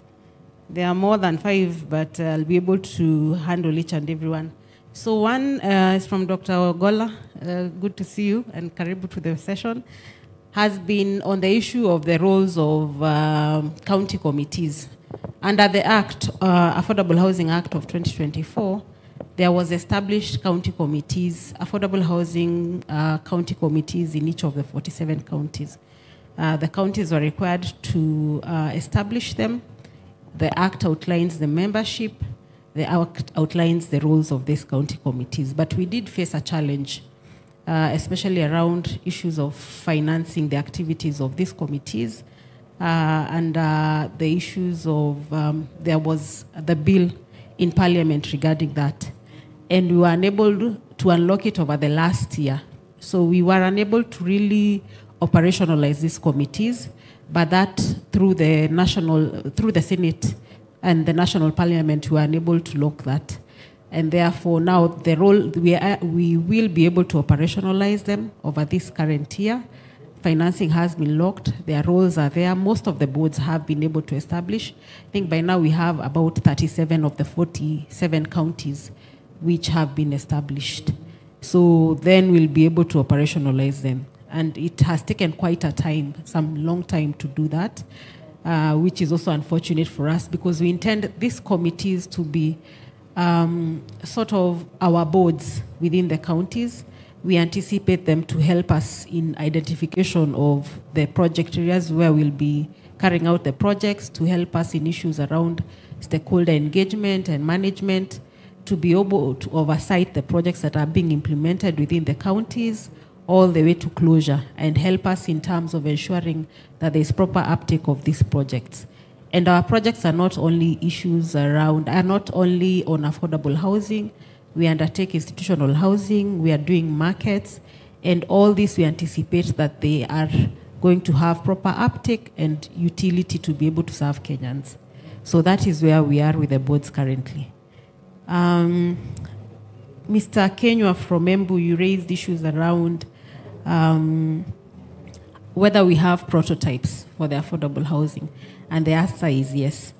And it's for all types of housing that we are doing, whether affordable, social. We have institutional housing for our higher education institutions. We have universities, we have KMTCs, TVCs, and the reason why we ensured we have prototypes, one, it enables us to ensure that we have quality output. They are standardized. So if, let's say, it's a door, you know the standard is this one. If it does not meet standards, it is kept out until the suppliers are able to provide the same. Secondly, as PS had mentioned, we are trying to ensure we build cottage industries within the country. The only way we are able to do this is by ensuring the standardization of certain products, such by we know we can be able to put up either a manufacturing unit or a supplier can be able to, one of the major, whether international or local, is able to put up assembling plants and so on in the country. So we do have prototypes for all our housing, which are replicated across the country.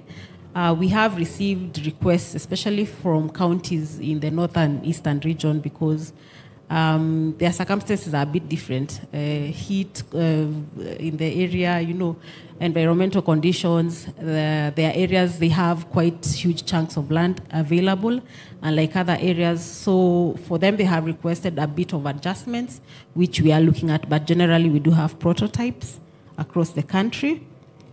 There is also the issue around renting out of units. As we build affordable housing, our main goal is to ensure that there is ownership of housing units across the country, to have Kenyans be homeowners rather than the current condition where most of us are renting. And the rates, the housing, the rent rates are usually very, very high. So ours has been to try and push the mortgages from 30,000 to 1 million over the next 5 years. So these units are supposed to be owner-occupied. One, so we are not anticipating people to be able to sell them out, to be able to rent them out to other people. We don't anticipate that you'll be able to commercialize the units. A lot has gone into ensuring that the pricing for these units is very low. We've, as government, put in a lot of subsidies to ensure that, and therefore we don't want commercialization of the program. Even selling, you are only able to sell your unit after 5 years, and you give the board, the Affordable Housing Board, the first right of refusal. And even when you do sell after those 5 years, you will have to sell that unit within the affordable housing rates at that particular time. And the other issue is that we don't allow, we only issue or allocate 1 unit per ID, to ensure that also you don't have people who have muscle, financial muscle, coming and buying off many units and denying others units within the market. So we have put in so many measures to ensure affordability, to ensure that as many Kenyans as possible are able to own their homes under this program.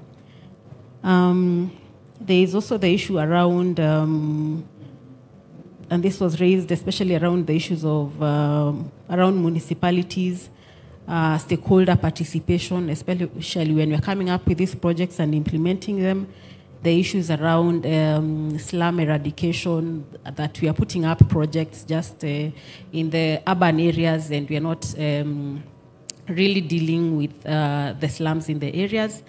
I would really like to correct that, because part of what the program is doing is also slum, not even reduction. We are aiming at slum eradication. And we have various projects like the Mukuru project, which the president has continued to mention. We have Kibera. PS also mentioned there is an initiative that is going on here, and a project called KISIP for slum upgrading. And what we are doing is that we go to where we have slums, mostly in the urban areas. And we started with the largest ones in Kenya.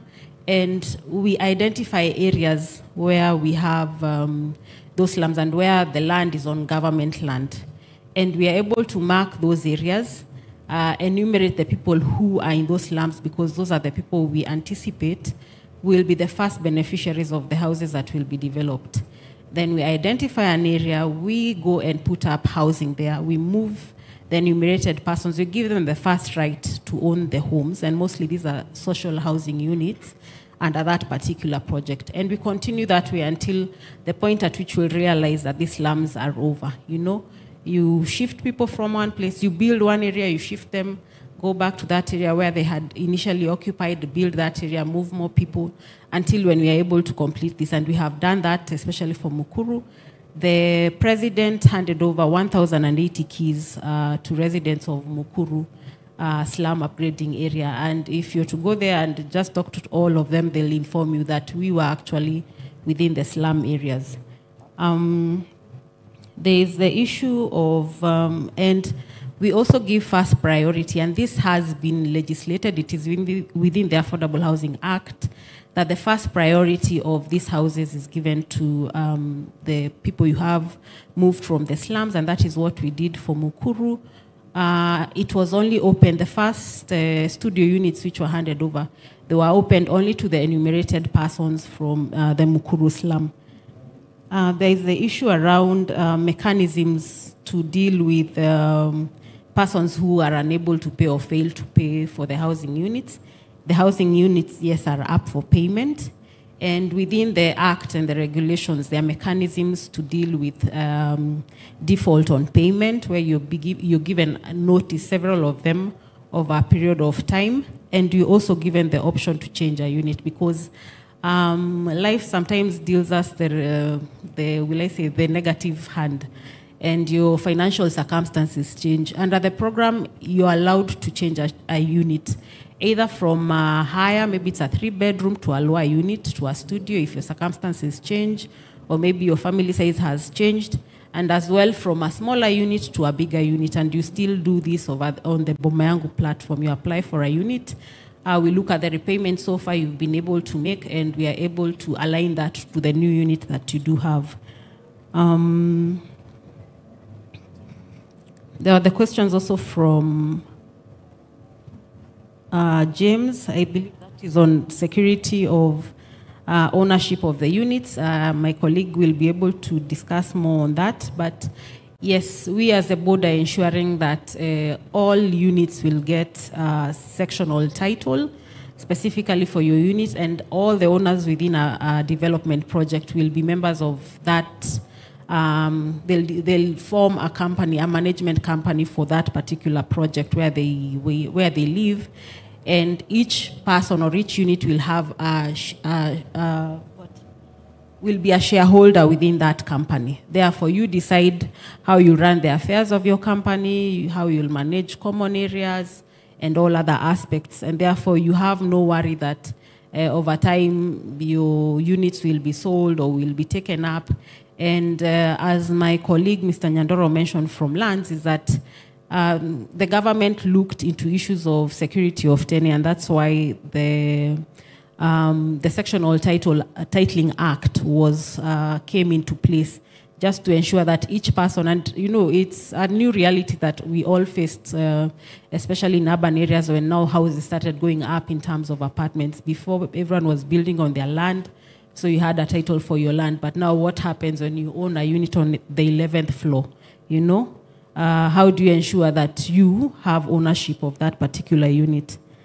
The other issue was raised by the lady from LESA. It's on issues around accessing mortgage, at what stage. We had, as the board, put out 4,888 units for sale on the Bomayangu platform. Remember, I told you log on to www.bomayangu.go.ke for units which were and are still under construction but close to completion. But the board reached the decision to also sell off plan, meaning immediately the projects we have ground broken for the particular project, then those units can be bought from the platform, the Bomayangu platform.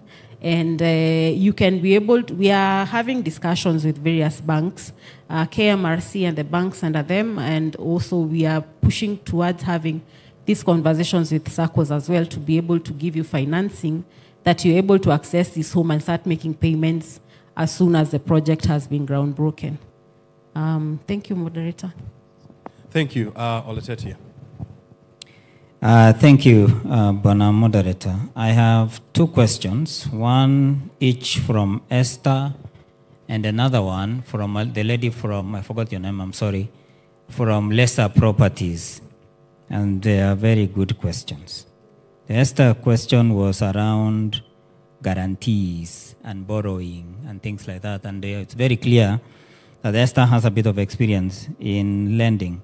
Now, there's one thing that is called character, which Esther talked about, that almost impractical to legislate. Character is about a human being, it's about a person's behavior and things like that. But what do we do about that during lending? Now, for purposes of accessing credit, there is usually a due diligence process that is undertaken. A couple of things are checked, not just merely how you're going to pay or your ability to pay, but also about your track record or your credit history. Credit history is very important, and that's a character issue. Because if you have been unable or refusing or unwilling to repay your loans when you borrow, then that's a character matter that, of course, is checked. So your track record on repayments of any borrowings that you've taken is usually taken into consideration to ensure that you don't allow people who may have bad manners to continue with bad manners to borrow, because, of course, then they will not want to borrow. They will always want to borrow with no intention of repaying. The other one, which I think Esther alluded to, is in relation to qualification criteria. How do you access KMRC home loans? And the idea here is affordable home loans with all the characteristics that I described earlier.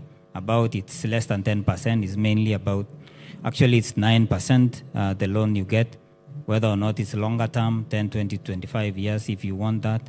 If it is fixed rate, that's what we have. And also the fact that you can get financing for the whole amount of the home loan that is required. And that's what I mean is you actually get 105% financing, meaning 100% is the value of the house you're going to pay, and the 5% margin is to enable you to pay incidental costs. The incidental costs are usually the legal fees, the land tax, it's called what? Stamp duty, which is actually a government tax. You know, those are some of the incidental costs that you have to incur for purposes of processing that loan. So, what other criteria do we need to check out for you to qualify for the home? Is your income. Will you be able to repay a loan for a certain value of a home? That's the categorization that we look at. It is essentially qualifying for a loan that you can afford to repay, or for a home loan that you can afford to repay. And that is the factor of your income. Remember, income, there is a law in Kenya that requires that a third of your income must remain for your other purposes. And therefore, that also is an issue that has to be checked. And we have properties, the properties that have been constructed, you identify your home yourself. Homes are very personal. You have to identify from wherever it is that you want. And then you go to a financial institution, a bank, or a SACCO. Remember, we have, at the moment, at least 15 SACCOs that are working with KMRC, and they are spread across the country. I think I didn't mention earlier that we have disbursed over 22 billion shillings across the country to 38 counties in the country where people have taken mortgages. And of course, we'll want that to increase a lot more. So if you don't want to go to a bank, please go to a SACCO. They get the same funding from KMRC, and you should be able to get that funding. The lesser property lady about Kenya Mortgage Guarantee Trust. So what we have is a third party in form of Kenya Mortgage Guarantee Trust, which provides an assurance to a financial institution that if they give you a loan, or if they give a lower income person a loan, and that person fails to repay the loan, the trust guarantees that it will repay the loan that the financial institution has granted to you. What that does essentially is that it encourages that financial institution to lend to you. It encourages that SACCO, it encourages that bank to go to people who have low income and provides them. Now, you don't need to do anything. The only thing you need to do as a borrower is actually go to the SACCO or go to the bank, and you have already identified a home that you needed, and therefore you want that loan. It is the SACCO, the bank, that accesses the loan, and there is a criteria that they have to follow for them to be able to apply to the Kenya Mortgage Guarantee Trust for that loan to be guaranteed. Because the guarantor here, which is the Kenya Mortgage Guarantee Trust, guarantees a lender, not the borrower. The lender will be able to give the loan to the borrower, but then the guarantee is to the lender. And the lender in this case is a bank is a SACCO. So just identify the home. They will determine your income or ability to pay, and of course, based on the property that you are taking, and the rest will be done by the financial institution. Thank you. Thank you. Nyandoro, there was a question for you as well. Allow me start the question from our colleague from Embu. He talked about the gap in the law relating to alienation. I don't think that currently we have a gap in law. Rather, I will look at the manner in which when we started the program, how it started. Those of us who remember, we had the issue of even where private individuals could come and hover their land. But when government took a park, then they realized if you go to get private land, you have to do a purchase of that land. And the purchase of that land could go to the cost of the unit.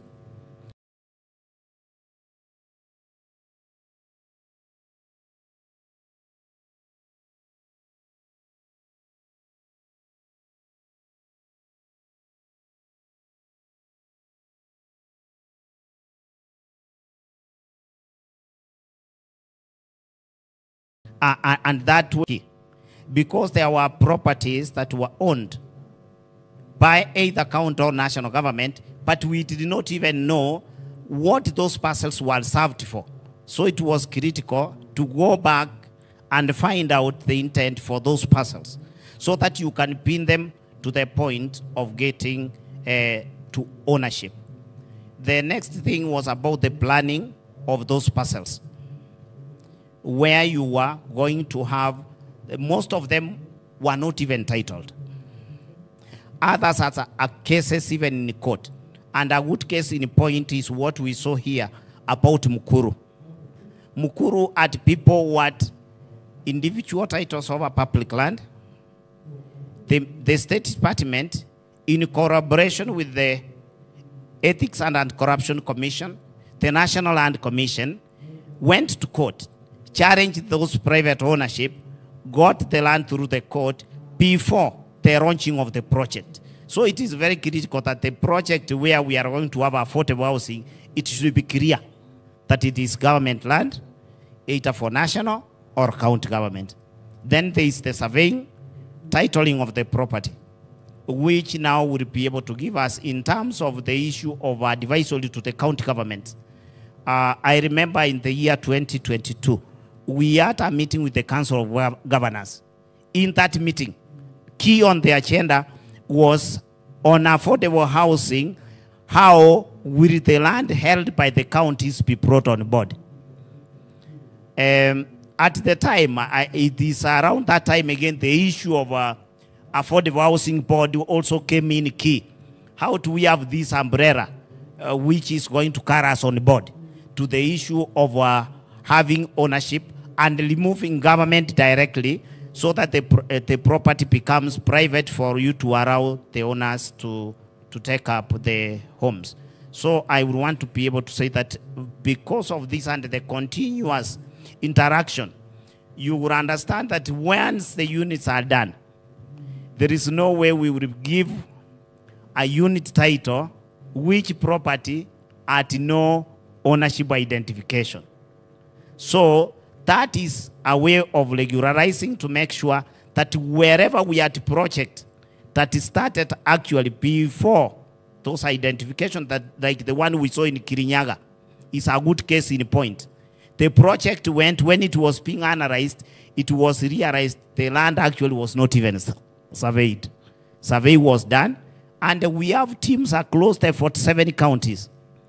Those teams that were constituted includes our State Department, Department for Housing, we have the Housing Board, and to an extent, like Mukuru and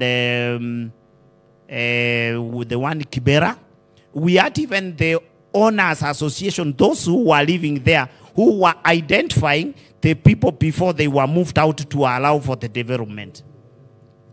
In terms of change of regime, my friend asked about change of regime. What will happen? I want us to be able to understand that you may have change of government in terms of we had the Jubilee government, we have the UDA. But when you look at how is government architectured when it is running affairs of the country, we have two things. Any government assume after the exit of the Ruto government, still what we look at, we have two key indicators that any government will be able to tap on to proceed or to have a manifesto. One is the Vision 2030. And in Vision 2030, you look at there are 4 pillars. You have the economic pillar, the social pillar, the political pillar. You can, I don't want to go to the details of those pillars. But if you look at the Kibaki regime, it came on the economic pillar. If you look at the Uhuru regime, there is an aspect of the social and the economic pillar. But when you look at the Ruto regime, there is more of the social pillar, where among the Black Sea project under the social pillar, you have what you call population, urbanization, and housing. In that, you realize that it was the intent that government every year was supposed to come up with 200,000 units. So any succeeding government will have to have that this is within the 4 pillars of Vision 2030. Kenya also subscribes to what we call international memorandums. And one such a memorandum is under the United Nations, what you call the Sustainable Development Goals, SDGs. And if you look at SDG number 11, which relates to sustainable cities and the communities, it is talking inside the words housing program.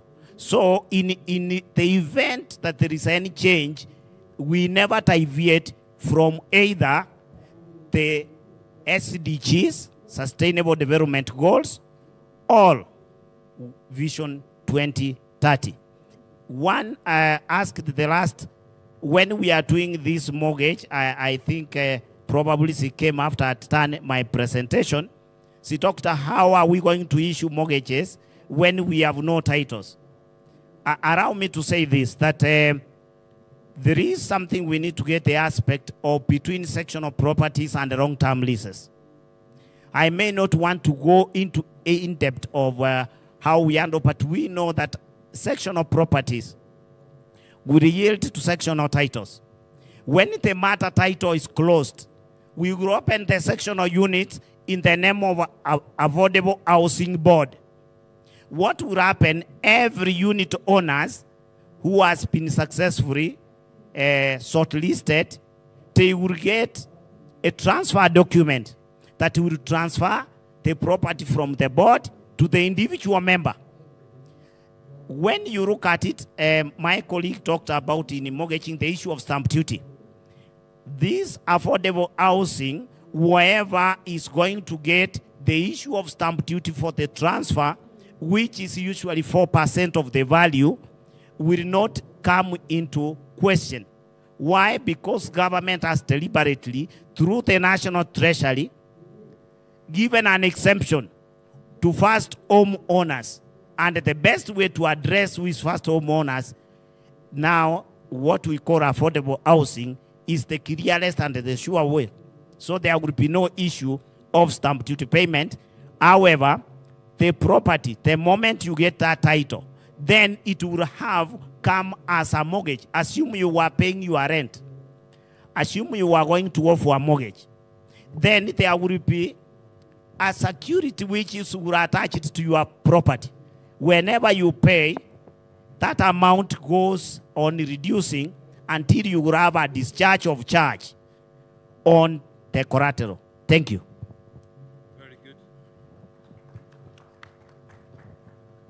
Wow, wow. I mean, you agree with me? This has been a masterclass on home ownership in Kenya. Thanks to our team of experts here. I mean, you all agree with me that we can go on and we cannot exhaust our questions, with the time that we had been allocated, because we have to vacate this room and join the rest of the delegates inside the big pavilion. But I think we owe this team a huge gratitude. And so I want us to do makofi anyao, and I want us to be upstanding. Let us be upstanding. No, we are clapping for you. So for you, you can sit. Yeah, we just sit down. So we all remember makofi anyayo, how we used to do it. Let me remind you. So this is how we used to do it. Those are how many? Those are how many? 1, 2, 3. 1, 2, 3. 1, 2, 3. 1.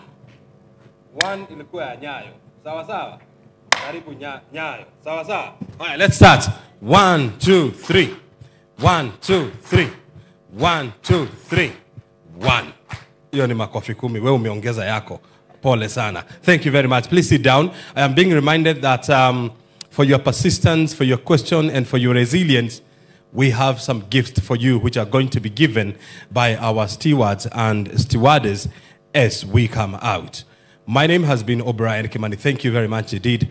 This lady has also done an exceptional job, translating the sign language. You can just come here. You want to say thank you? Thank you. That's how you do it. That's not kissing. No.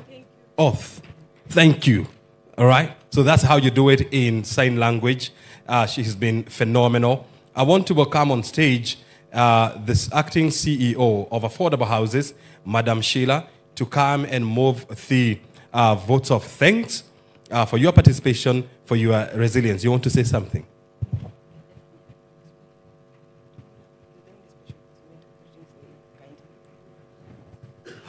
I am being requested that there is a person with special needs.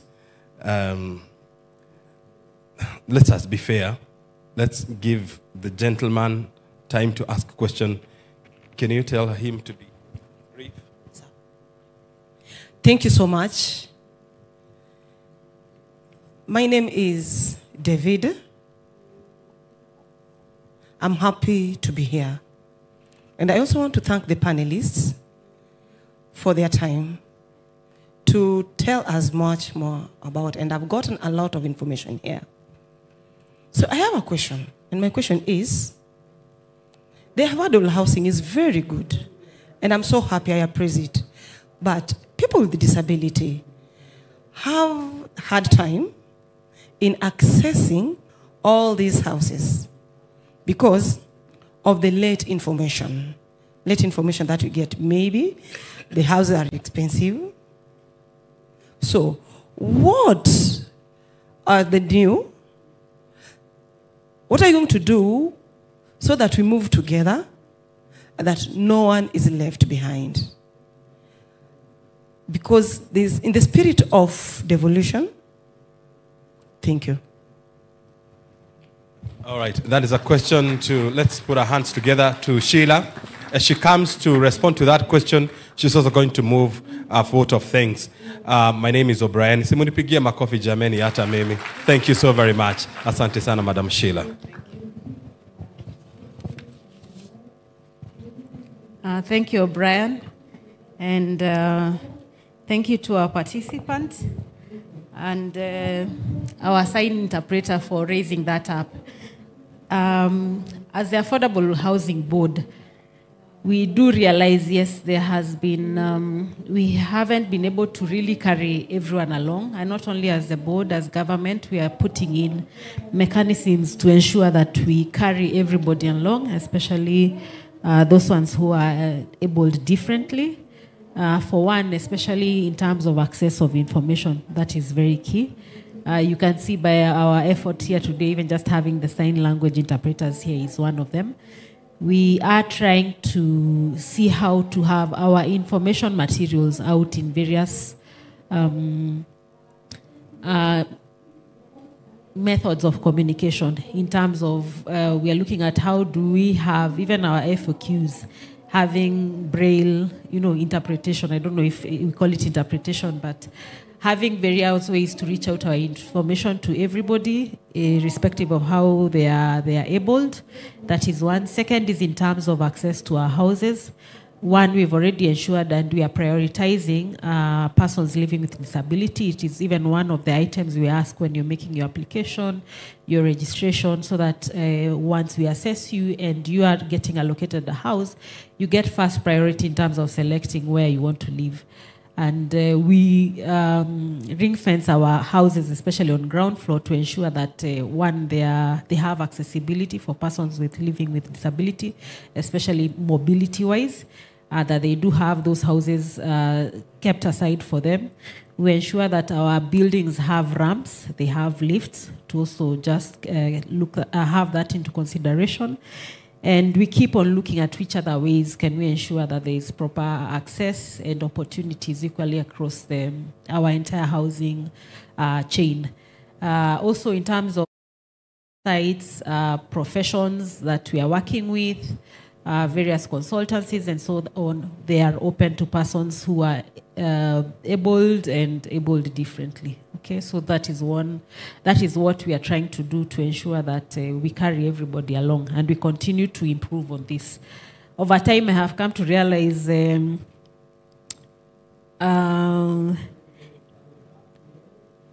disabilities there's a quite wide range. I was actually very surprised when we were handing over Mukuru units, and there is a lady who had applied as a person living with disability. And when she came to site, and which is very wrong for us, we usually look at you visually, as humans, not as the board, now me as Sheila. We look at you if either you're talking through sign language, either you're limping, either you're on a wheelchair, And we didn't see anything, and we were like, what is the disability? And it's a requirement that once you apply and indicate that you're living with a disability, you must have that card that they're issued with. And when I looked at the card, actually the disability was arthritis. I was very, very surprised. I did not know it's categorized as a disability, because we are saying we have ground floor units. That is where we have reserved. But she says that ground floor, most times they are cold, the units are cold. So for me, that affects me, and we keep learning through exposure, through our experiences, and also the people who now come into our space. So we are trying to ensure that we carry everybody along in this affordable housing program. I wish to take this opportunity to thank us all. It's not very common to find that you've been here for 2.5, 3 hours and the room is still full. I don't take it for granted, and it also gives me a lot of confidence that there is a lot of interest in terms of this program.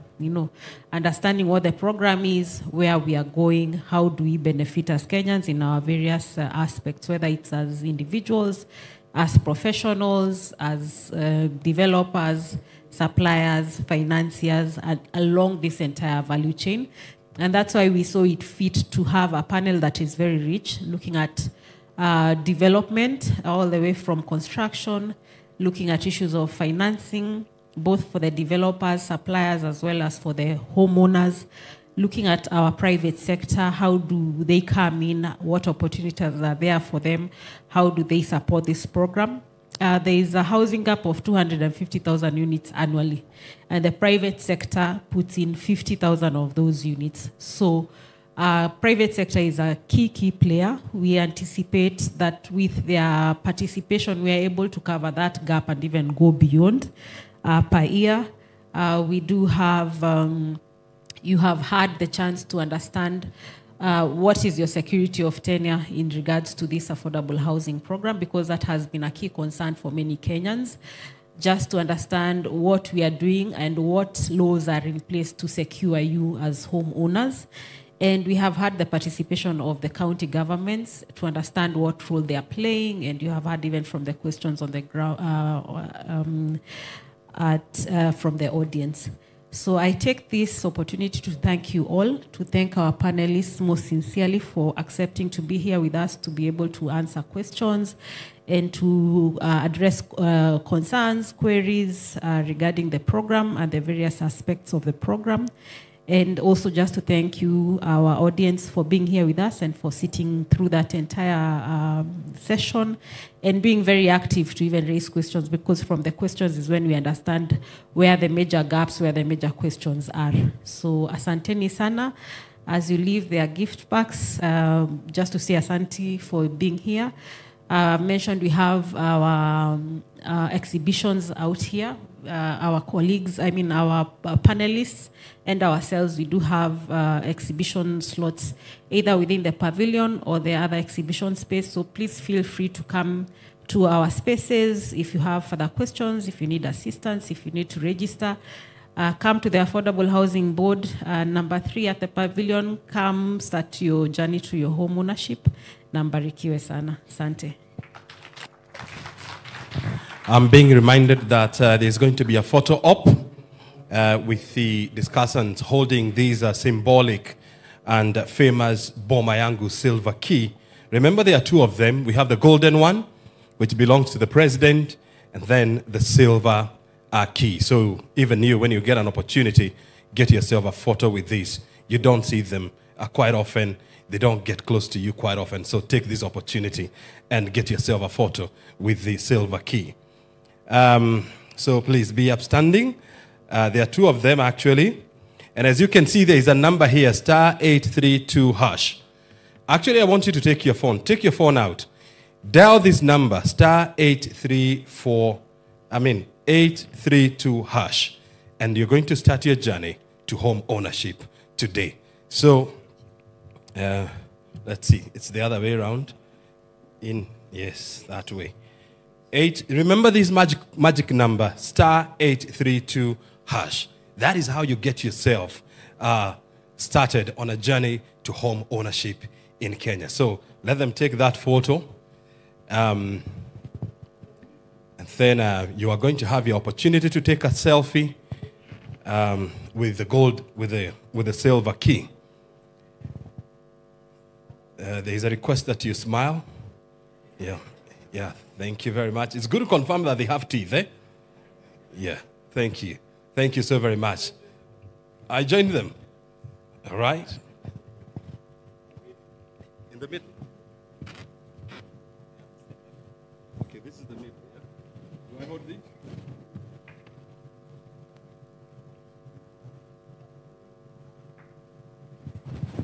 So thank you very much. The key is for you. Just come and do the selfies. Come and take the photos. Post them on your Instagram, on your Facebook, free of charge. As you walk out, there will be gift for you. Asanteni sana. Enjoy your lunch. Great people.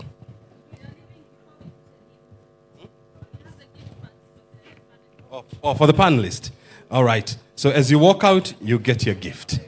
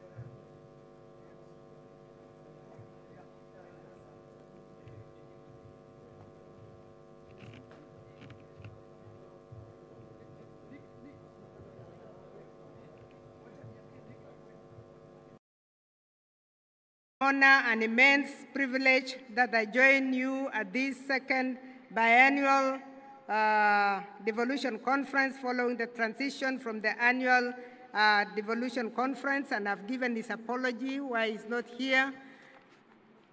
The Devolution Conference, and this one in particular, serves as a pivotal platform for pertinent stakeholders to exchange exemplary practices, share experiences, evaluate the accomplishments achieved in the implementation of devolution, and identify both opportunities and challenges that have been encountered in the last 11.5 years.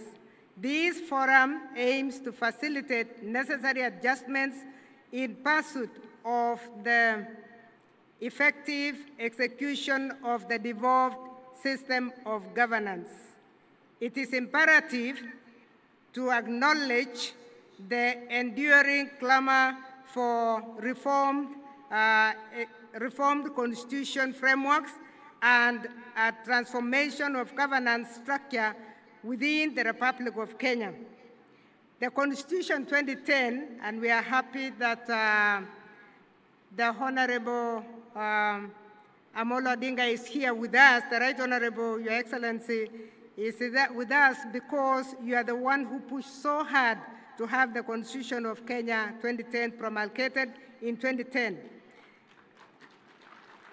When the Constitution was promulgated, it made provisions for a devolved system of governance as captured under Chapter 11 of the Constitution, and whose objects and principles are also provided for under Articles 174 and Articles 175 of the Constitution. And the roles are well stipulated between the two levels of government in Schedule 4 of the Constitution. Your Excellency and distinguished participants, it is in the facilitation of the functioning and operations of the devolved governments, the Constitution under Article 203.2 provides for a 15% of the equitable share of the national revenue to be allocated to the county governments. The county governments may also receive additional allocations from the national revenue, either conditionally or unconditionally, under Articles 202.2 of the Constitution.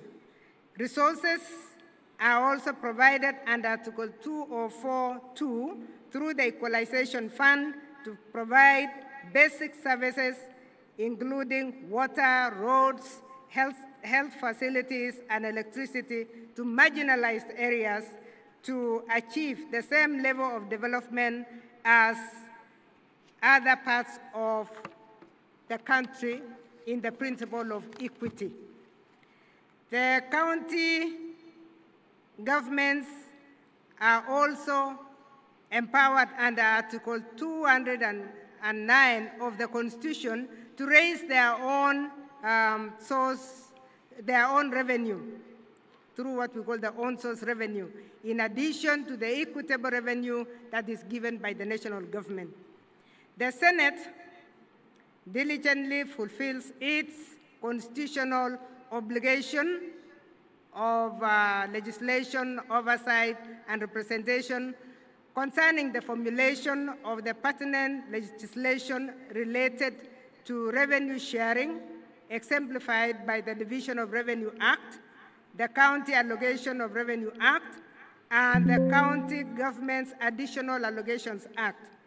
These legal provisions are paramount for the allocation of resources to devolved governments, which are indispensable for fostering socioeconomic development and throughout the nation.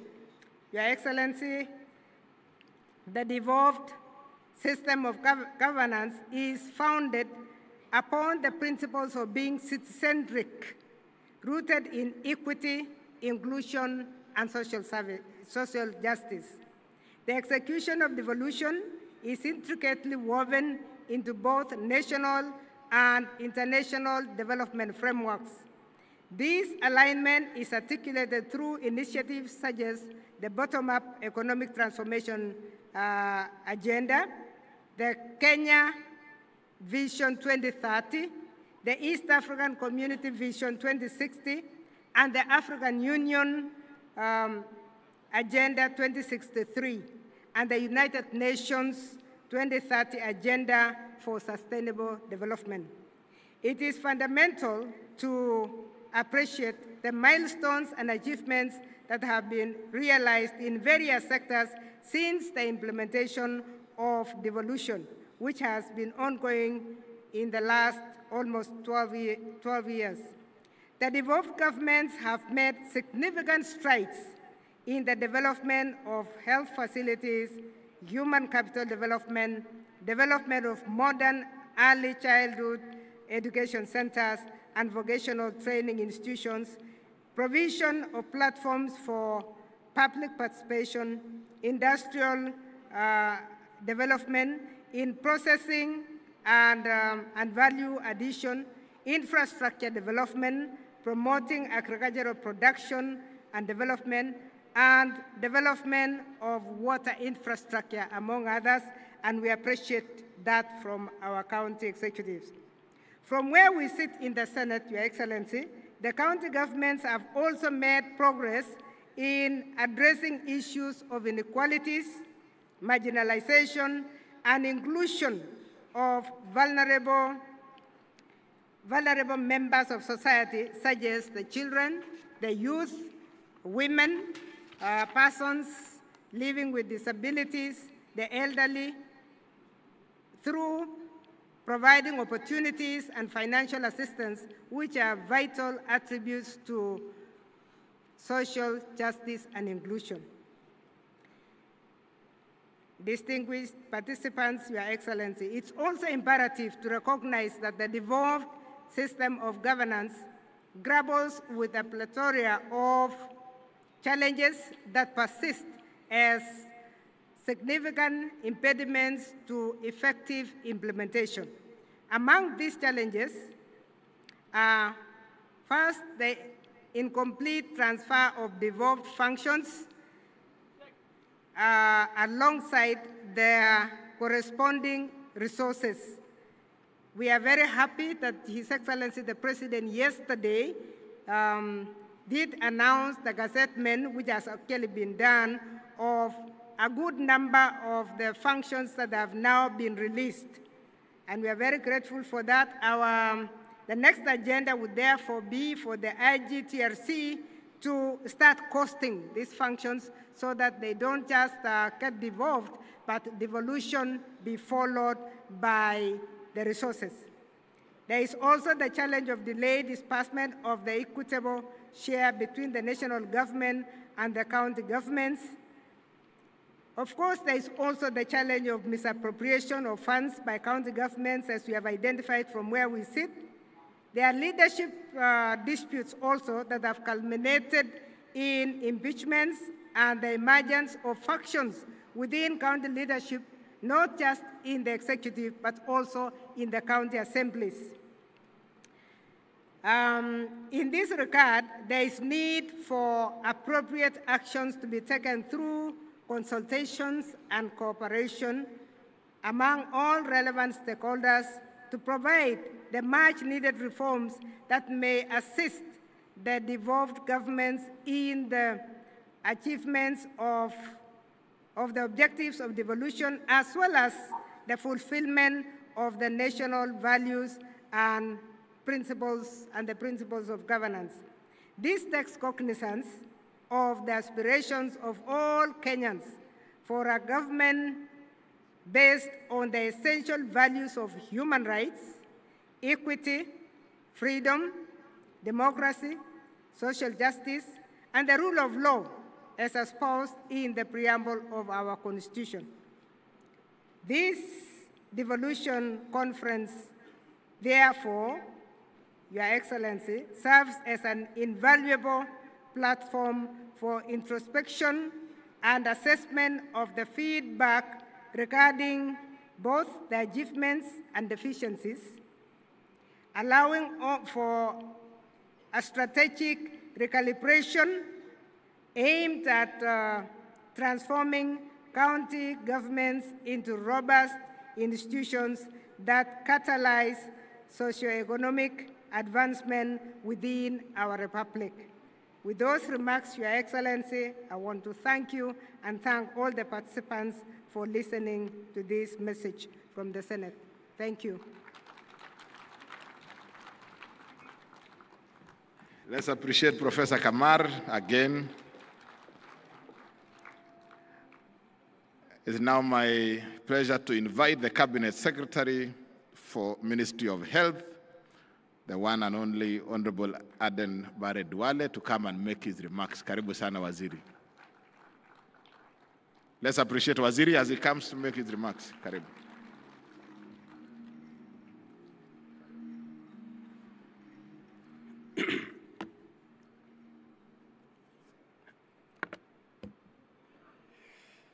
Your Excellency, the Right Honorable Raila Amolo Odinga, a man who has initiated me into politics in 2005.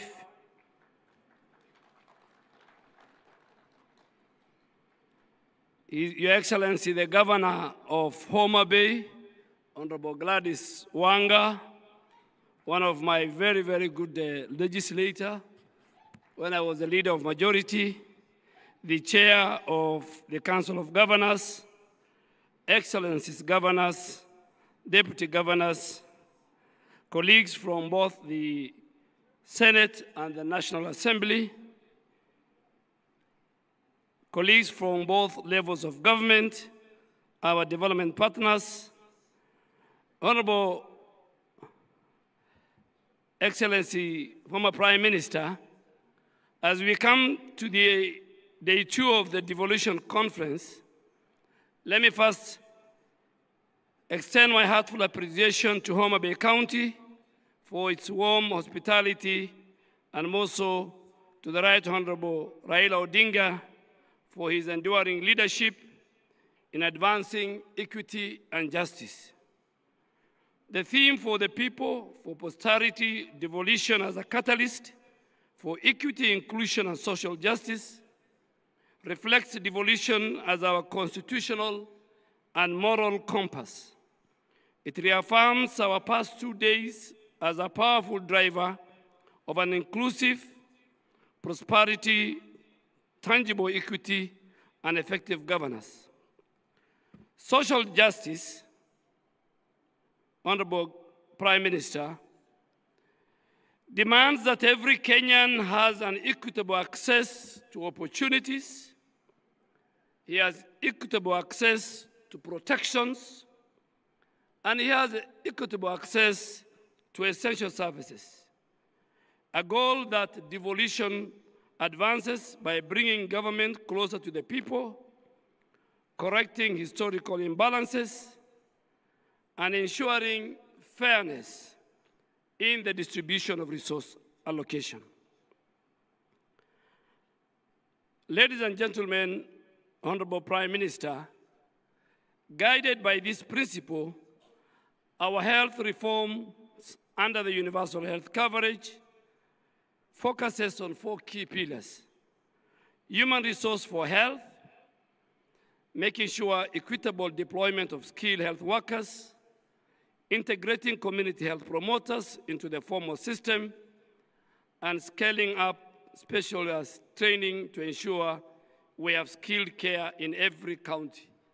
And Honorable Prime Minister, as a person who worked with you during the 2010 Constitution, I am still and will always believe that devolution was right, devolution has done the best, and the days when decisions were made for our country from the street of Harambee House or Harambee Street, where you have one side the office of the president, and the other side you have the National Treasury, and all other related offices, including the judiciary, the Public Service Commission, the Office of the Attorney General, Parliament. I think that is what made us go for devolution. So I still believe, and that's why I want to confirm that I am one minister who has a very good working relationship, and I want to thank the leadership of the Council of Governors, their CECs for health, and the entire health team at the counties, that because of my belief in devolution and health is devolved, I work with the Council of Governors and the entire leadership at our counties very well. On health financing, restructuring through social health insurance with the dedicated funds for primary health care, chronic illness, and emergencies, while we are leveraging on public-private partnership to expand our physical space.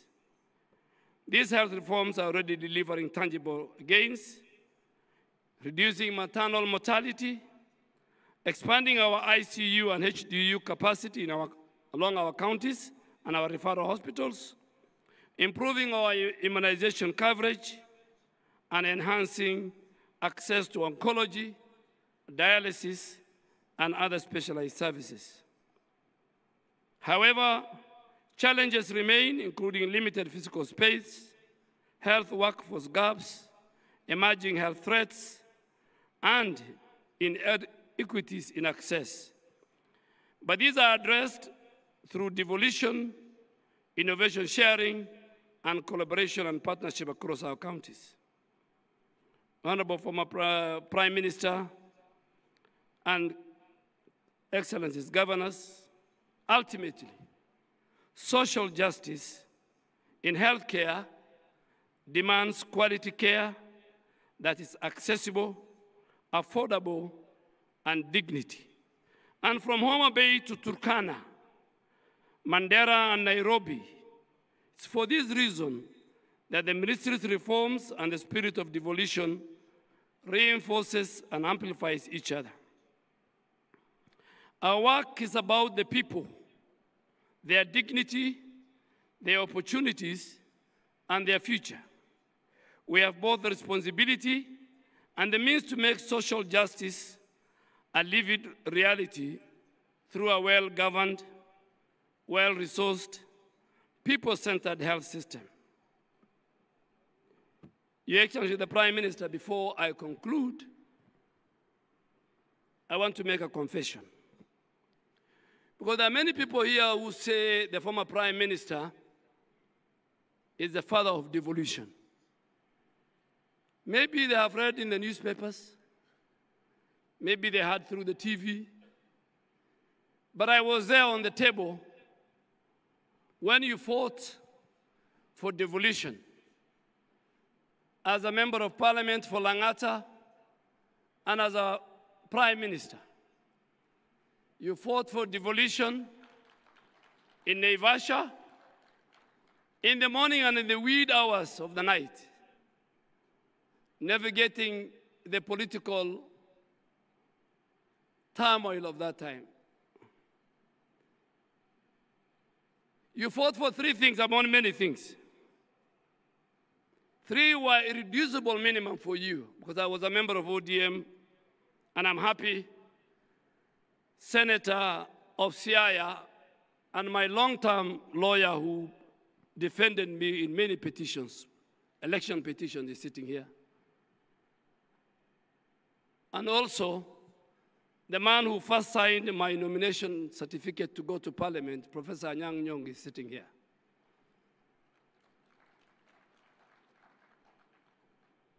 You fought for many things, but you had three irreducible minimum. You achieved two.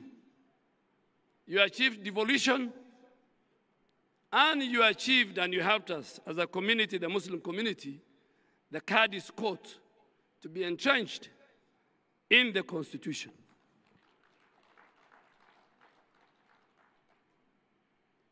And I can tell you without fear of contradiction that when history is written, the Muslim community in our country will remember your position. But you fought for also a parliamentary system of government. Kenyans fight every election because of bombers. You wanted to devolve the presidential election through a parliamentary system of government, where one day a son in Turkana or from Kuria will ascend and become the Prime Minister of Kenya. That did not happen. It didn't happen, but at least in everything that you look for, you don't get 100%. We got a good constitution with a very good Bill of Rights. Devolution was key. And just to pick on the region where I come from, former Prime Minister, before devolution, the 3 districts of Northeastern and the 3, which are now the 3 counties of Garissa, Wajir, and Mandera, used to receive a paltry 1 billion shilling in one financial year for development. Today, because of devolution, Garissa, Wajir, Mandera combined receives close to 30 billion. That is because of what you did as our leader then and our leader now, that you fought for the Bill of Rights that we have today. We fought together with the great minds here, an independent judiciary, an independent parliament. But because this is a devolution conference, I want to thank you on behalf of the people that were with you, some here, some who are not there, the challenges we faced in making sure that devolution was entrenched, that governance was given to the people of Kenya, and the sharing of their resources was given to the people of Kenya.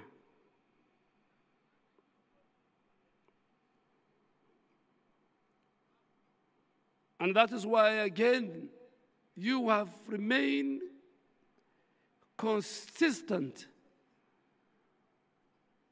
and fidelity to devolution. A number of times, colleagues, my former colleagues in Parliament, National Assembly, ask me,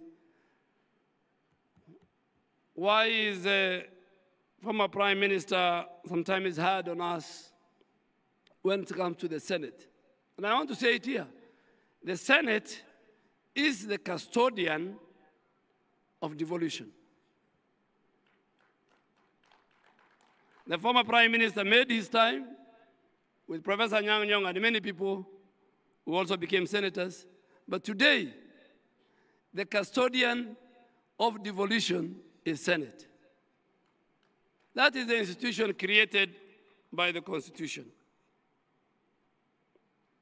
And just to conclude, no community. Devolution was to make sure every Kenyan, regardless of his community, religion, and his location, are equal before the Constitution and before God. And that is why we want to say, if you want to aspire to be a leader in the Republic of Kenya, you must have certain credentials. You must be ready to speak for the El Molos on the shores of Lake Turkana. You must speak for all religions, and you must speak for all communities. And you must speak for Kenya. You can speak for your community, you can speak for your religion, and you can speak for your region. Kenya is one indivisible nation with one flag, one map, a member of the East African community.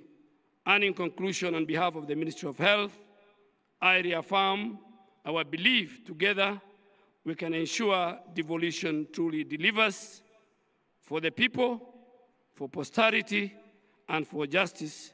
Thank you, God bless you, and God bless the Republic of Kenya. Another round of applause for Waziri. It's now my honor to invite our gracious host, the governor for Homa Bay, Her Excellency Gladys Wanga, to make her remarks, and in turn invite the chair of COG. Karibu sana. Asante sana, Governor Sang. Our chief guest today, the Right Honorable Prime Minister Raila Amolo Odinga, the Chair of the Council of Governors, His Excellency FCPA Ahmed Abdullahi, fellow governors who are present today, the Cabinet Secretary of the Ministry of Health, Minority Leader of the Senate, and members of Parliament present, members of the National Assembly present here today, deputy governors, led by my own deputy governor, who I want to recognize, Yugi Magwanga. Thank you very much. Members of county assemblies and their speakers, led by our speaker there, Polika Pokombo, and the majority leader, Richard Ogindo. Thank you very much. County Executive Committee members, led by the County Executive Committee members of Homa Bay. If you're anywhere, please rise for recognition. Thank you very much, Dr. Agili and Engineer Munga. Members of constitutional commissions and independent officers, development partners, private sector and academia. The first gentleman of Homa Bay, Mr. Wanga, please just rise for recognition. Thank you very much for bringing me from the Kano side here to Homa Bay. Distinguished guests, ladies and gentlemen. Right Honorable Prime Minister, Your Excellency, with your permission, I would like to introduce the local leaders who are present here today, because we are hosting this not just as a county government, but together with our national leaders and members of the county assembly, and as a region as well. So the local leaders present, please rise for recognition. Our local MPs. I'd like to start with Honorable Millie Mabona, Whip of the National Assembly, Minority Whip, who I think has stepped out, and Honorable Dr. Lillian Gogo, who has also stepped out. Honorable Dr. Ivo Bara, please just wave, Member of Parliament for Kabondo Kasipul. Honorable Martin Owino, Ward Chief, Member of Parliament for Ndiwa. Honorable Dr. Joyce Osogo Bensuda, County MP for Homa Bay. Honorable Adipo Andrew Okwome, Member of Parliament for Karachuonyo. We have also the Speaker of the County Assembly of Nairobi, who is also a son of the soil here in Homa Bay. Thank you for rising. Honorable Peter Pondokaluma, our host, Member of Parliament for Homa Bay Town Constituency. Our Honorable Senator for Homa Bay County, Senator Moses Kajwang, who is also Chair of the Public Accounts Committee of the Senate. Members of County Assembly of Homa Bay, if you're here, please rise for recognition. Thank you very much. Those are the honorable members of the County Assembly of Homa Bay. It is my great honor to welcome you to this second day of the Devolution Conference 2025.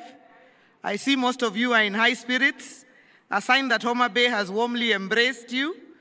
The pleasant weather, the vibrant ambience, hospitable people, the rich culture, and the delicious cuisine have always been kind to our guests, and I'm confident that you have seen, as our Senator said yesterday, that something good can come from Homa Bay. The theme of the day is human rights and social justice.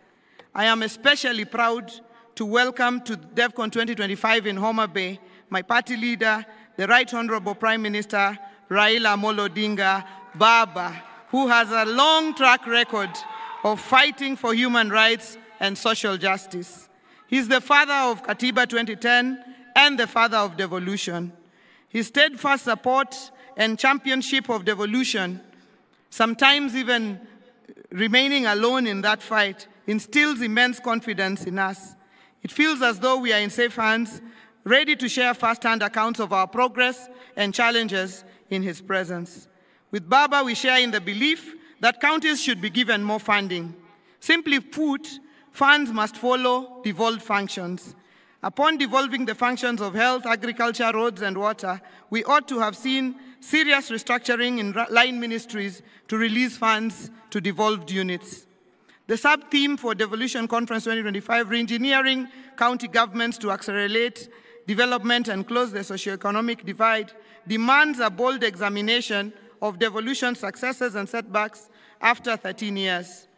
Many inspiring stories of devolution's impact have been shared across the 47 counties. I want to share on our Homa Bay's achievements on county functions and impactful devolution stories with our successful programs. Let me start with a story I love to repeat in Homa Bay, that we are the bay of endless potential, but with limited resources. The vision is an elephant, Kaliech, with resources like a rabbit, Apuoyo.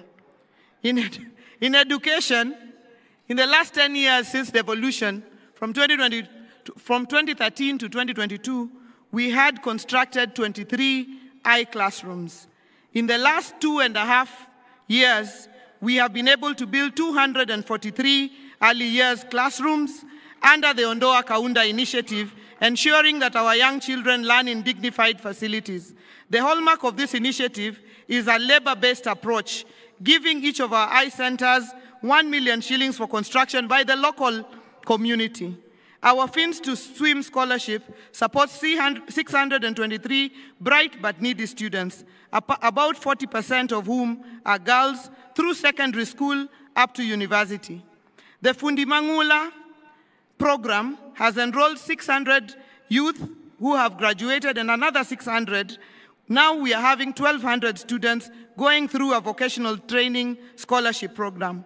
We partner with KCB in this program under the KCB to Jiajiri. Some of our Fundi Mangula beneficiaries have been involved in development of projects like the Ondoa Kaunda and the Affordable Housing Project. Our bursary program supports over 20,000 beneficiaries every year, 800 from each of the 40 wards identified through the village cluster public participation framework. In the 3 years of my administration since 2022, we have a cumulative number of 81,860 beneficiaries. In healthcare, we have used our on-source revenue that we grew to a high of 1.729 billion in the financial year 2024-25, using the cashless, fully automated system to fund critical services. At the level 5 Homa Bay County Teaching and Referral Hospital, we are constructing a 5-story accident and emergency block, which will be complete by December, and a funeral parlor, which is already complete, to give our people a dignified send-off. Our referral hospital features a new outpatient block, an upgraded maternity wing, and other improvements using the resources that we've been able to raise. The Health Facility Improvement Fund has upgraded 70 facilities in various parts of the county, including Rachuanyo East, Sena in Fangano Island, Your Excellency, which you came and opened with us in Soklo up there, Pala, the Tomboya Health Facility in Bita, and among others. On wellness and climate change interventions, we have set up green spaces, including the Governor's Park and the Arboretum, which you have just visited this afternoon, and the sports programs, including the Genoa Governor's Cup every year, and partnership with the Akakoro Football Academy, who are setting up a modern academy in Diwa. On trade and markets, for our community empowerment through the Inua Boda Boda initiative, each of our 40 Boda Boda circles across the 40 wards received 1 million shillings on grant to be able to empower them, to be able to get them to get their own motorbikes instead of riding on behalf of others. In efforts to bolster commerce and give dignity to our traders, modern markets are currently under construction in Rodikopany and Kendube, Misambi, as well as Sindo, Luanda, and Diwa. Projects that are delivering transformative economic spaces. On county roads, We continue to invest in accessibility and mobility, opening up 518 kilometers of new roads, rehabilitating 319 kilometers, maintaining 551 kilometers, and reconstructing and maintaining over 6,000 culverts, which offer critical lifelines that connect our markets, sports grounds, and communities, ensuring cohesion and opportunity across every ward. In agriculture, we have transformed Homa Bay into an agricultural producer county. We have harnessed our agricultural potential with projects and investments, and the results are promising. We lead in national production of several value chains. We are #1 producers of sweet potatoes, #2 producers of cotton, only #2 to Lamu, #1 producers of groundnuts, #1 producers of sunflower, #1 producers of soya beans, #3 producers of millet, and #17 producer of coffee in the country. We are now growing coffee in Homa Bay. Mbesha is coming to our farmers for them to uplift their livelihoods. My passion in agricultural productivity, the intersection of food security, agro-processing, trade, job creation, and enhanced farmers' incomes, leading to tremendous economic growth to deliver Homa Bay City in a decade. Full devolution with attendant funding will give good national economic outcomes in the 47 counties. In the next national planning cycle, like Vision 2030, devolution should be a key pillar.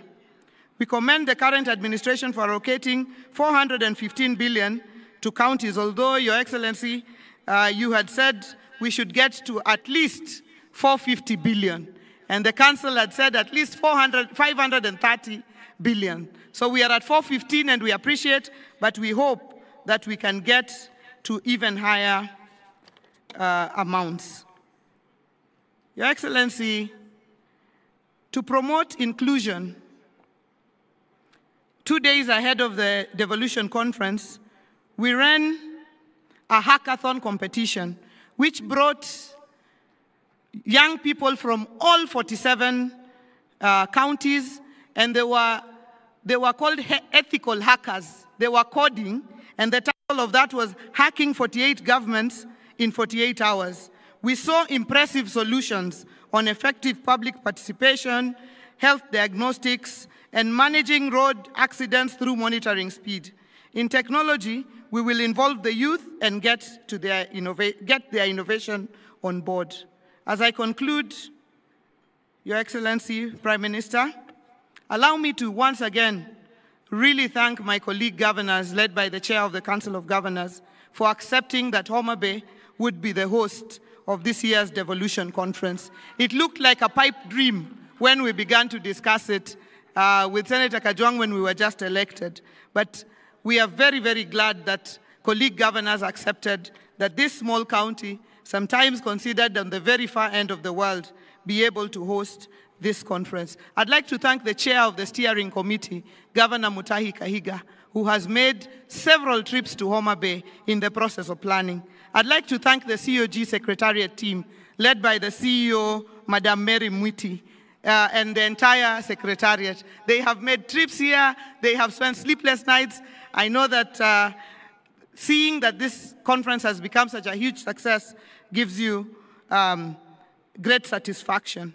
I'd also like to thank very much my team, the county team that worked together with the COG team to deliver on this conference.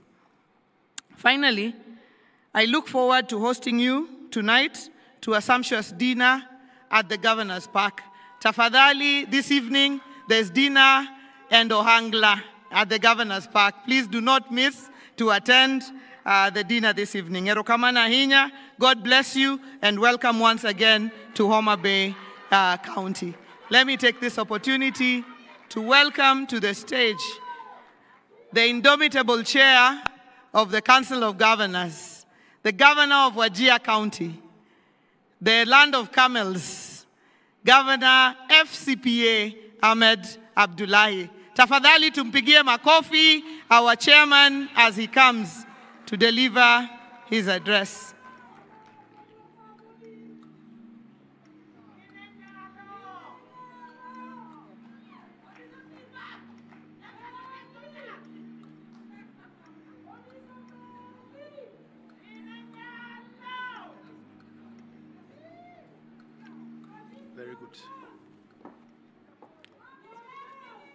Thank you very much, Your Excellency, Governor Gladys Wanga.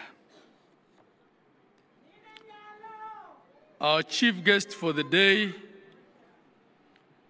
the Right Honorable Raila Amolo Odinga, Prime Minister, Excellency Governors and Deputy Governors who are here,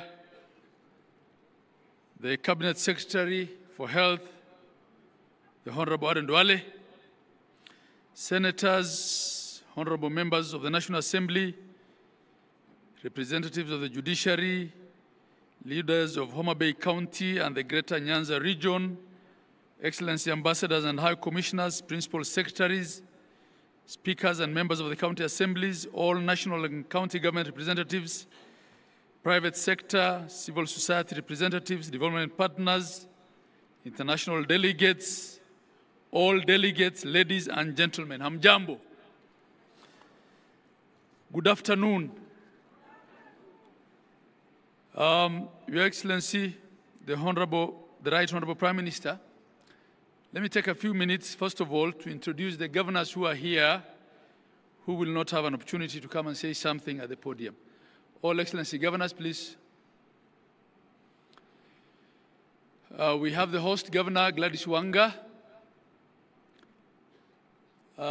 We have my Vice Chair, I think, who is outside. We're expecting the Prime Cabinet Secretary to be here any time. He's probably waiting to receive him. He's gone out with Gladys. And then we have our whip of the Council of Governors. Your Excellency, the Council of Governors has 3 executive committee members who run the affairs of the Secretariat together with the Secretariat. And it's the Chair, the Vice Chair, and the whip is Governor Stephen Sang of Nandi. We have Governor Muthomi Njuki, who is our Chair of the Health Committee of the Council of Governors. We have Governor Cecily Mbarire, Governor of Embu County. She chairs resource mobilization for us. We have our Chair of Agriculture, Speaker Emeritus, who is the Governor of Bungoma, Kenneth Lusaka, Excellency Kenneth Lusaka. We also have Governor of Siaya County, James Orengo, Excellency James Orengo. We have the Governor of Kisumu County, who chairs for us the Committee on Lands, Housing, Urban Development, Excellency Professor Anyang' Nyong'o. And Your Excellency, the many deputy governors also in attendance. But okay, we have other governors there. Governor Irungu Kangata of Muranga, Governor Simon Kachapin of West Pokot, Governor Dr. Wilbur Otichilo of Vihiga County, and Governor Professor Hilary Barchok of Bomet County. Thank you very much. Excellency, Right Honorable, there were other governors here, but some of them had to attend to other matters. The others? Your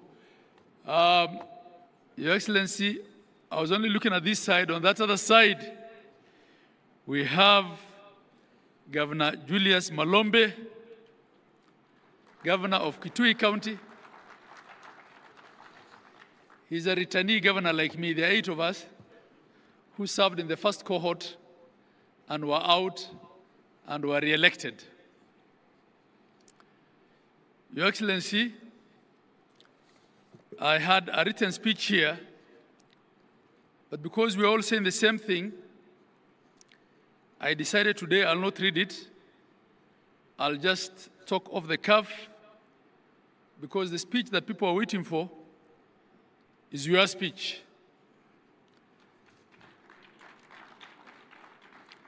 But I'll just say a few things, and I hope by the time I finish, the Right Honorable, the Prime Cabinet Secretary will be here so that he can speak before you. You are our chief guest for today. So we're also trying to avoid any protocol hitches. Your Excellency, may I take this opportunity to welcome you officially to DEFCON 2025. I want to say that in Kenya, there are different sets of truths. It appears that everyone makes their own set of truths. But there are 3 sets of truths that we all seem to agree on here. And you've heard that from the speakers who were here before me as well. Truth number 1 is that devolution has worked for Kenya. It has delivered. It has done its bit to equalize this country. The Right Honorable Prime Minister, we are not all students of history. No one in this room understands probably better than you. No one understands better than you in this room. Maybe the only other person who I would say has a lot of institutional memory and knowledge on our political history here is Professor Anyang' Nyong'o. No one understands better than you the history of Kenya, the first administration that we had, the system of Majimbo, how the Senate was killed, how they were made to serve the remaining bit of their term in the National Assembly then, and how a seat was created for each senator in their rural district, and with it ended devolution. With it ended Majimbo. Your Excellency, no one understands better than you the struggle for the second liberation, the various drafts that we had, the Yash Balgai team, the Bomas draft, and what then became the final consensus position of forming 47 governments based on the 1992 district boundaries. Devolution was your fight. It remains your fight, Your Excellency.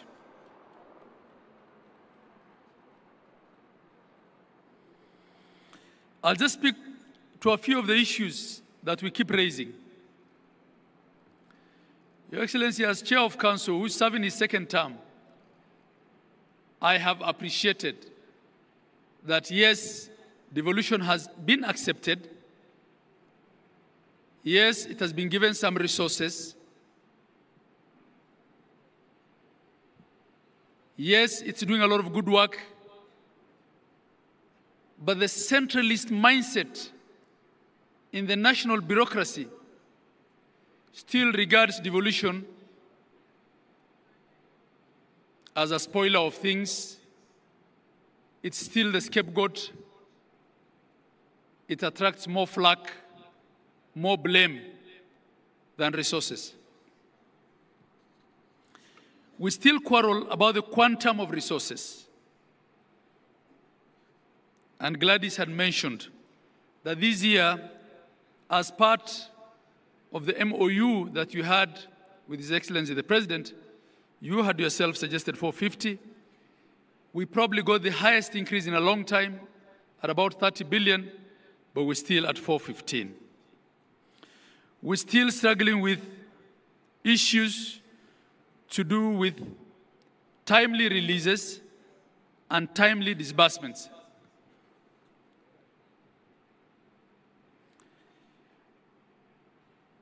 And what this does, Your Excellency, is that we end up in a situation where a nurse at Kenyatta National Hospital receives her salary at the end of the month, but in some counties, they have to wait for 3 months because not all counties have arrangements with commercial banks.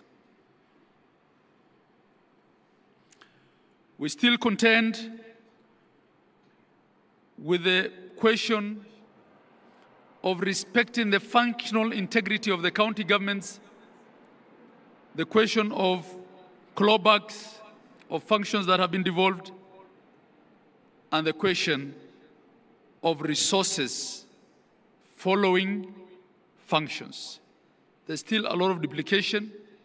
There are things that ought to be done by the counties, which are still being financed through national government ministries, departments, and agencies.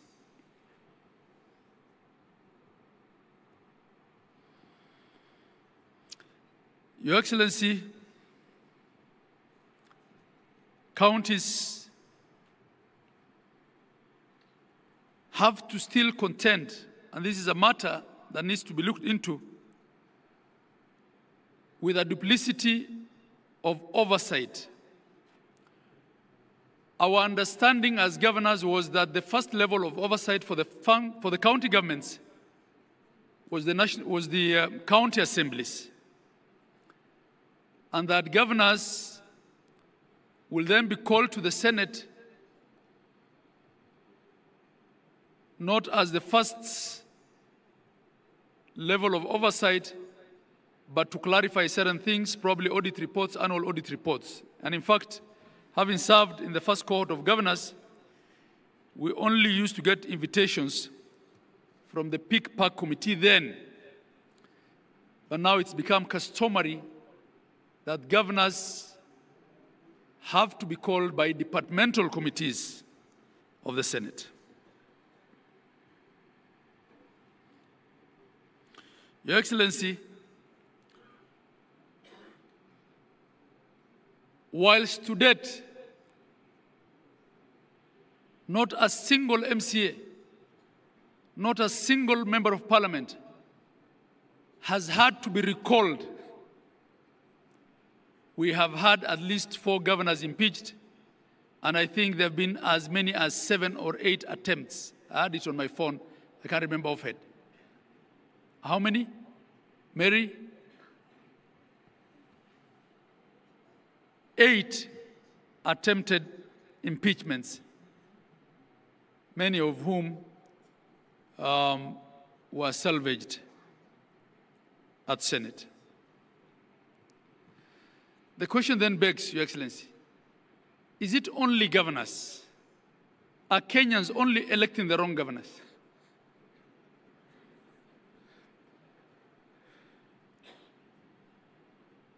Is it only governors that are so bad that they have to be impeached and can't finish their term? Of course, we have one instance of a deputy president that has been impeached. And up to date, I don't think we have a clear impeachment law for governors that sets the threshold. We're still relying on the constitutional provisions and the question of the County Governments Act. Your Excellency,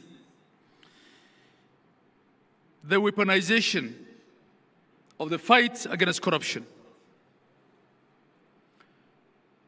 is another matter that we have to address openly. If you look at the annual budget, it's 10 to 13% of the annual budget that gets devolved, which means 87 to 90% of the budget is still sitting at the center. But this week, Your Excellency, the national media had headlines about corruption in counties, trying to take the thunder out of the devolution conference. It's as if the only thing the counties do is corruption.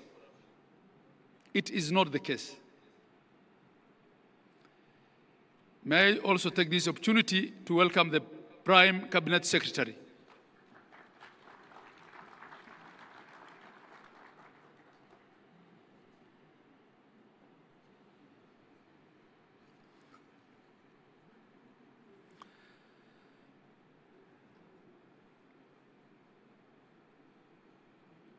You're most welcome, the Prime Cabinet Secretary. Karibu.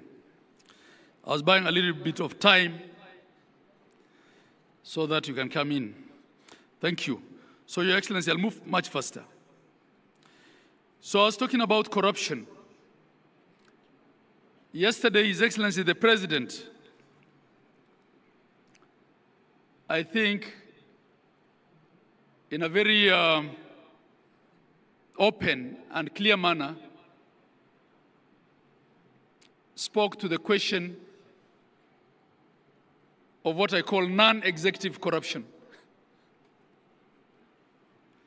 Corruption in other arms of government.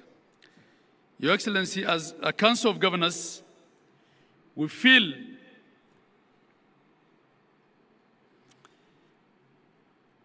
that the fight against corruption has unfairly targeted governors, and it has been a case of calling devolution a bad name, so that along the way, there's a reason to kill it. That's not to say there's no corruption in counties. We have admitted as Kenyans that corruption pervades every aspect of our life. All we're saying is, let's fight all corruption. Your Excellency, I'm reminded that a lot of the governors who left office are in dire straits economically. Would actually want to be told how many of the choppers at Wilson belong to governors or former governors. Some of our colleagues who left office cannot afford to buy fuel. Yesterday, we heard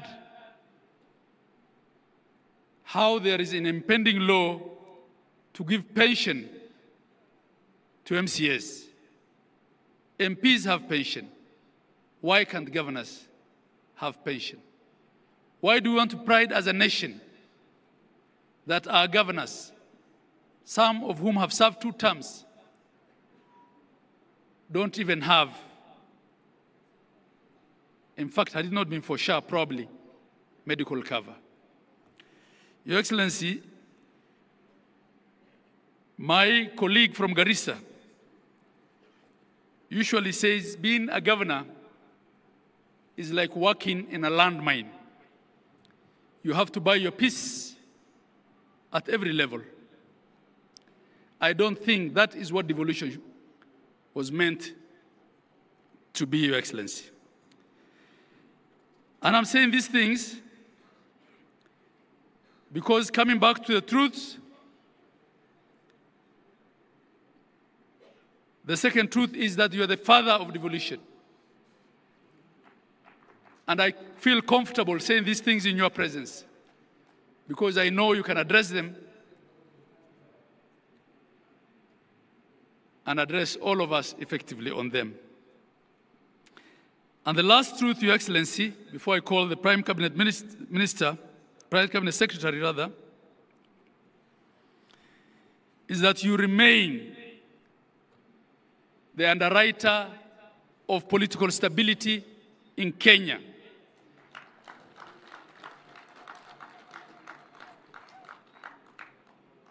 Your detractors will say all manner of things. The fact of the matter is that we almost lost this country as a result of the Gen Z protests and demonstrations, which turned into riots. You were magnanimous enough to allow members of your party to join government as ministers so that Kenya can be stable.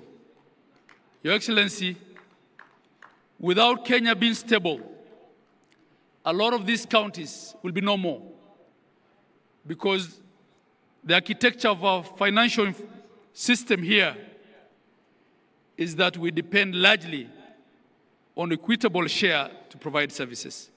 So I want to ask you to continue being the father of devolution, the underwriter of devolution, and the stabilizer of the politics of Kenya. I thank you. And with that, Your Excellency, may I invite the Prime Cabinet Secretary to make his remarks before we invite you as our chief guest for today. That's how it has traditionally been. Prime Cabinet Secretary, please.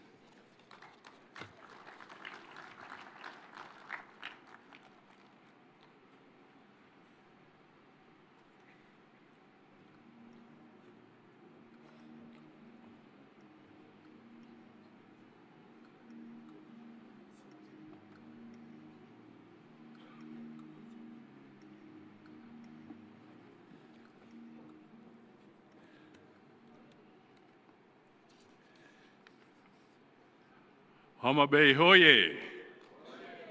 Homa Bay hoye! Umwami, the Right Honorable Prime Minister Raila Amolo Odinga, all governors present, cabinet secretaries present, all our legislators who are present, all MCAs in the hall, distinguished guests, ladies and gentlemen. I will try and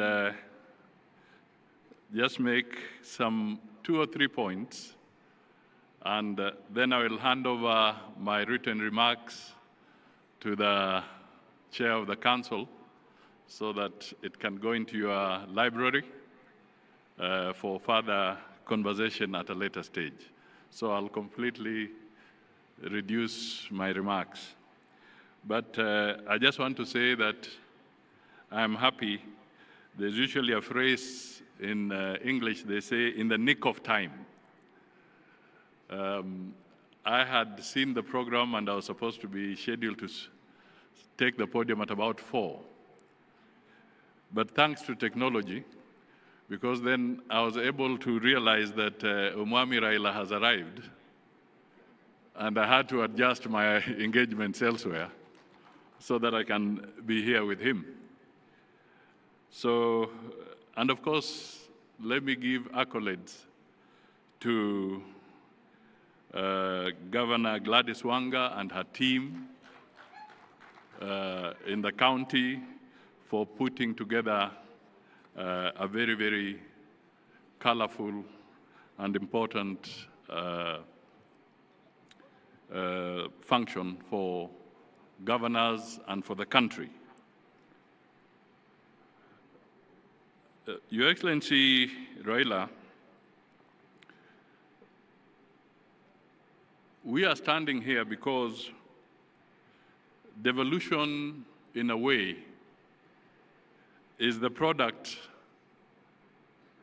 of different factions of our political landscape coming together.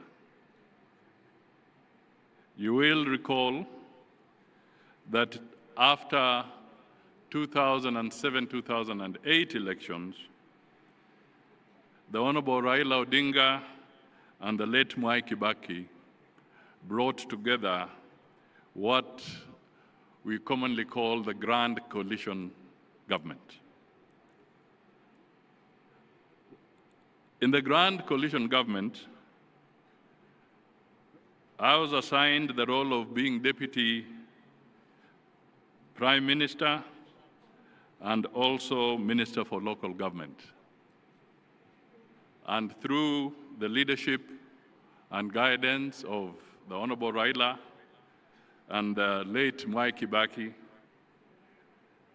I spearheaded the sessional paper on devolved government under the Constitution of 2010, and also to ensure the 6 primary pieces of legislation to anchor the process of devolution and to have them ready on time for the general elections was a difficult task.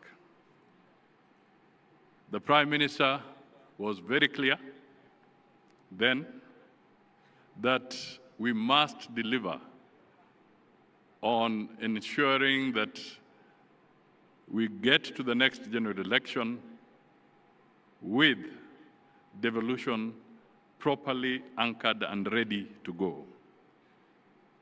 So we did that, and in that parliament, the sessional paper was approved, and attached to the sessional paper were 6 pieces of legislation, which today formed the basis and the foundation for the devolved system of government.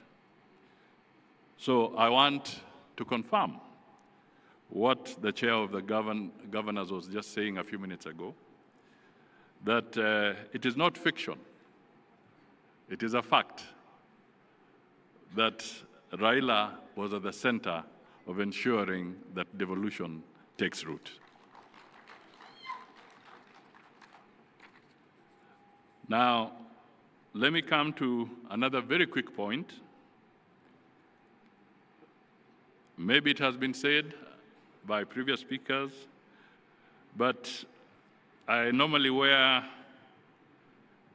my other hat once in a while to look at numbers. And in the past 11 years, we are now in the 12th, in terms of the consolidated figure of equitable share in revenue, county governments have received 3.6 trillion Kenya shillings, consolidated in the last 12 years. I will not go into the debate as to how you have utilized those resources. I think the best judges are the residents of your counties, and of course,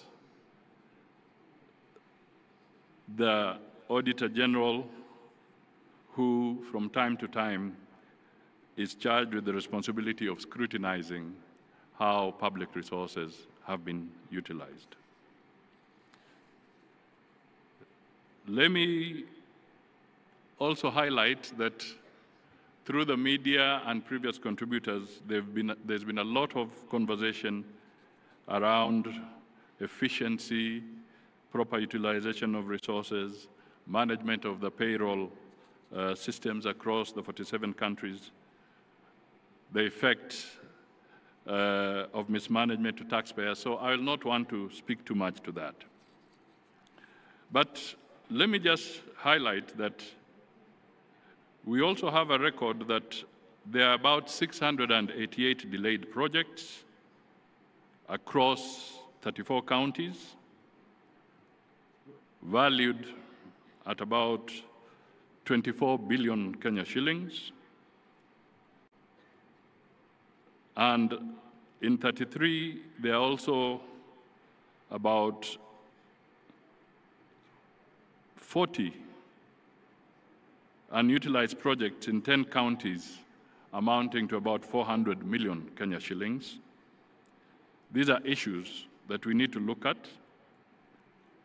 And abandoned projects, abandoned or maybe neglected. In 33 counties, we get a figure of about 20 billion worth of abandoned projects.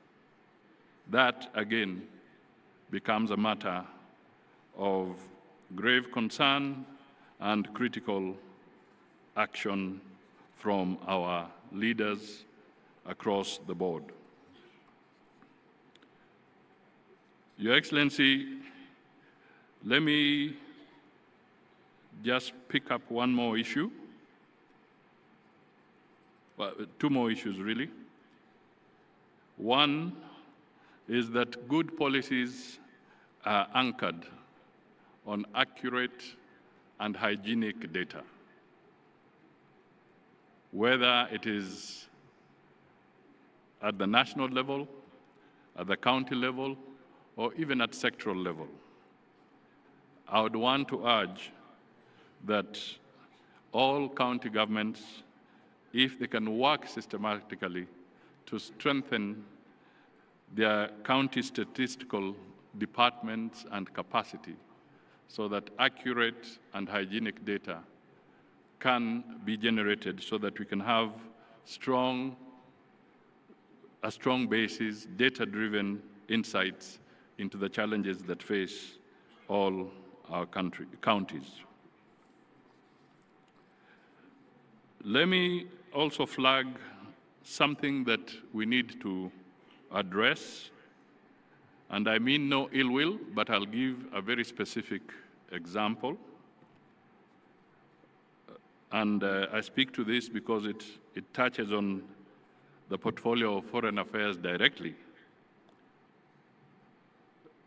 Sometimes how we manage investments and foreign investments in our counties is absolutely critical. Let me give you the example of a regrettable case in Meru County involving Leopard Rock Lodge. This was a luxury ecotourism facility which was built by a French investor at a cost of 500 million shillings. In 2019, the previous county administration, I'm not talking of the current one, I'm saying the previous one. That's why I said I mean no ill will. The previous county administration officials allegedly orchestrated forceful eviction of the investor, leading to the destruction of the lodge's infrastructure within Meru National Park. The investor, a French national, had legally leased the land and invested in this facility. But because of local politics, the damage was caused. This gentleman went to court. The courts ruled in favor of the investor, awarding compensation for breach of contract and unlawful eviction. The matter escalated internationally when the French embassy raised concerns with our national government, highlighting the damage to bilateral relations and investor confidence. Ultimately, in May 2025, the national government intervened at a cost of hundreds of millions of shillings, shifting the burden to taxpayers and underscoring how local missteps can impose national costs. So I thought this forum would be important for me to make a passionate appeal to Kenyans in all our 47 counties and leaders in all our 47 counties that competition for foreign direct investment is absolutely essential for growth, for employment, for revenue. And if we do not respect the rule of law in those counties, we cause a lot of damage and the consequences can be very grave. So I wish to encourage that we take corrective action and ensure that investments in our respective counties are properly safeguarded. Finally, let me just talk to the issue that still remains a crisis across the board. And this is garbage collection, solid waste management. 12 years into devolution, we still grapple with huge heaps of waste, blight in our urban and rural landscapes alike, posing severe threats to public health, the environment, and indeed our national dignity. let us look at this area carefully. Garbage is big business. It's big business. You all know it. Your experts have told you about it. The question is, who is benefiting from this big business? Are we all losing? That, again, I pose as a rhetorical question to the leadership as we review our 12 years of devolution. Perhaps I may want to provoke the leadership of the Council of Governors.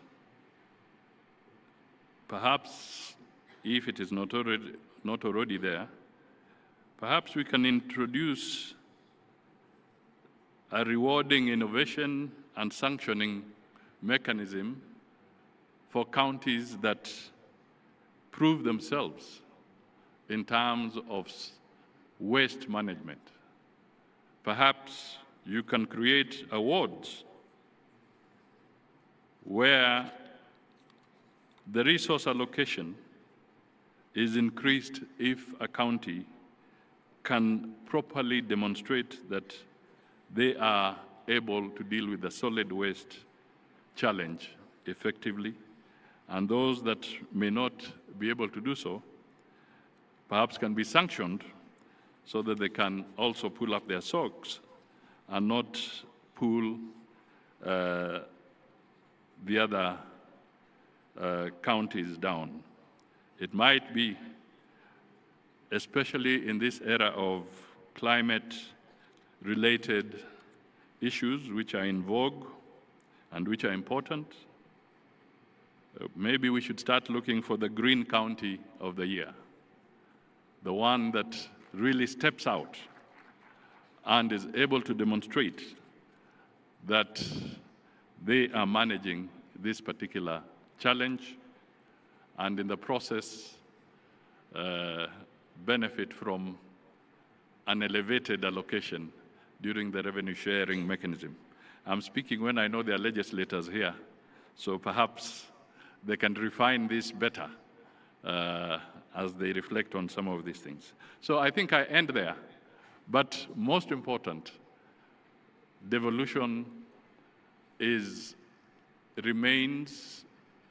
and remains the most critical innovation within Kenya's constitutional framework. And whatever the challenges we face, I think it's important to acknowledge that the governors and their teams have made a difference in our society, and we challenge them to continue making that difference and making it even better as we go into the future. Thank you for listening to me.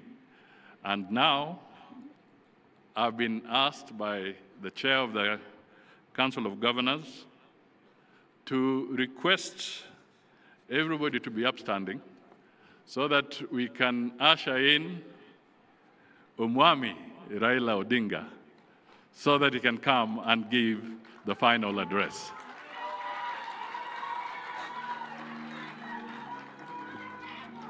Kama kuna wimbo weka juu.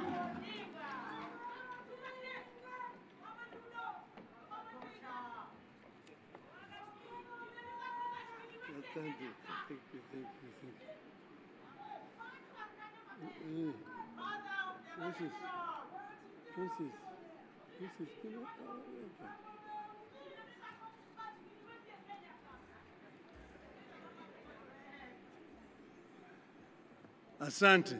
Thank you very much. You may be seated. The Prime Cabinet Secretary, Mwanawa Anna, my friend, the Chairman of the Council of Governors, our host today, the Governor of the great country of Homa Bay, all governors who are here, all honorable members of parliament, distinguished guests, now wana Homa Bay, hamjambo. Hamjambo. Osaure uru. Asante sana. I usually call my brother there Mwana wa Ana. And he has done a good job of introducing me here to this audience. I came earlier. I did not know that I was scheduled to talk at 5 o'clock. But I said, now that I'm here, because I'm here, I need to be given a chance to greet the people. So we are very happy that the county of Homa Bay is hosting this conference this year. Now, we've been here just a few months ago when we had a very electrifying Madaraka Day 2 months ago. And it looks like Devolution 2025 is not any different. I was very happy and pleased when I arrived here and I was taken to a park, just a small park in the Homa Bay, where this county is trying to remember a very great son of this county, the late Honorable Odiamo Mbai. I was very, very pleased indeed, because Odiamo Mbai is actually was the architect of the devolution. I myself was very passionate about devolution, but Mbai had understood it much better than anybody else. So when we went to Bomas of Kenya, because I had hired him as my consultant. So when we went to Bomas of Kenya, and the debate started in earnest, and then I asked the chairman to give Mbai a chance to address the audience. When he spoke that day in Bomas of Kenya, and he spoke for nearly 10 minutes without break. And by the time he finished, the whole hall backed into cheers. And they all cheered Mbai and said that that gentleman should be the chairman of the Devolution Committee. And that is how it became. That Odiamo Mbai became the chair of the Devolution Committee. And as the chair of the Devolution Committee, he navigated very dangerous corners. Because as you know, I've been mentioning several times that devolution had then, and even today, very powerful enemies. He was able to create proper benchmarks to be met. And because of that, he became a marks person. And as I've said several times, Mbai would not see the new constitution. In broad daylight, in front of his children, they moved in to his house and shot him and fatally wounded him. So it is fitting that today we are here actually celebrating this day in Homa Bay, not very far away from Mbai's home, right just next door here. And today I really want to make an appeal to the Council of Governors, because Mbai left a young family, young wife, and children.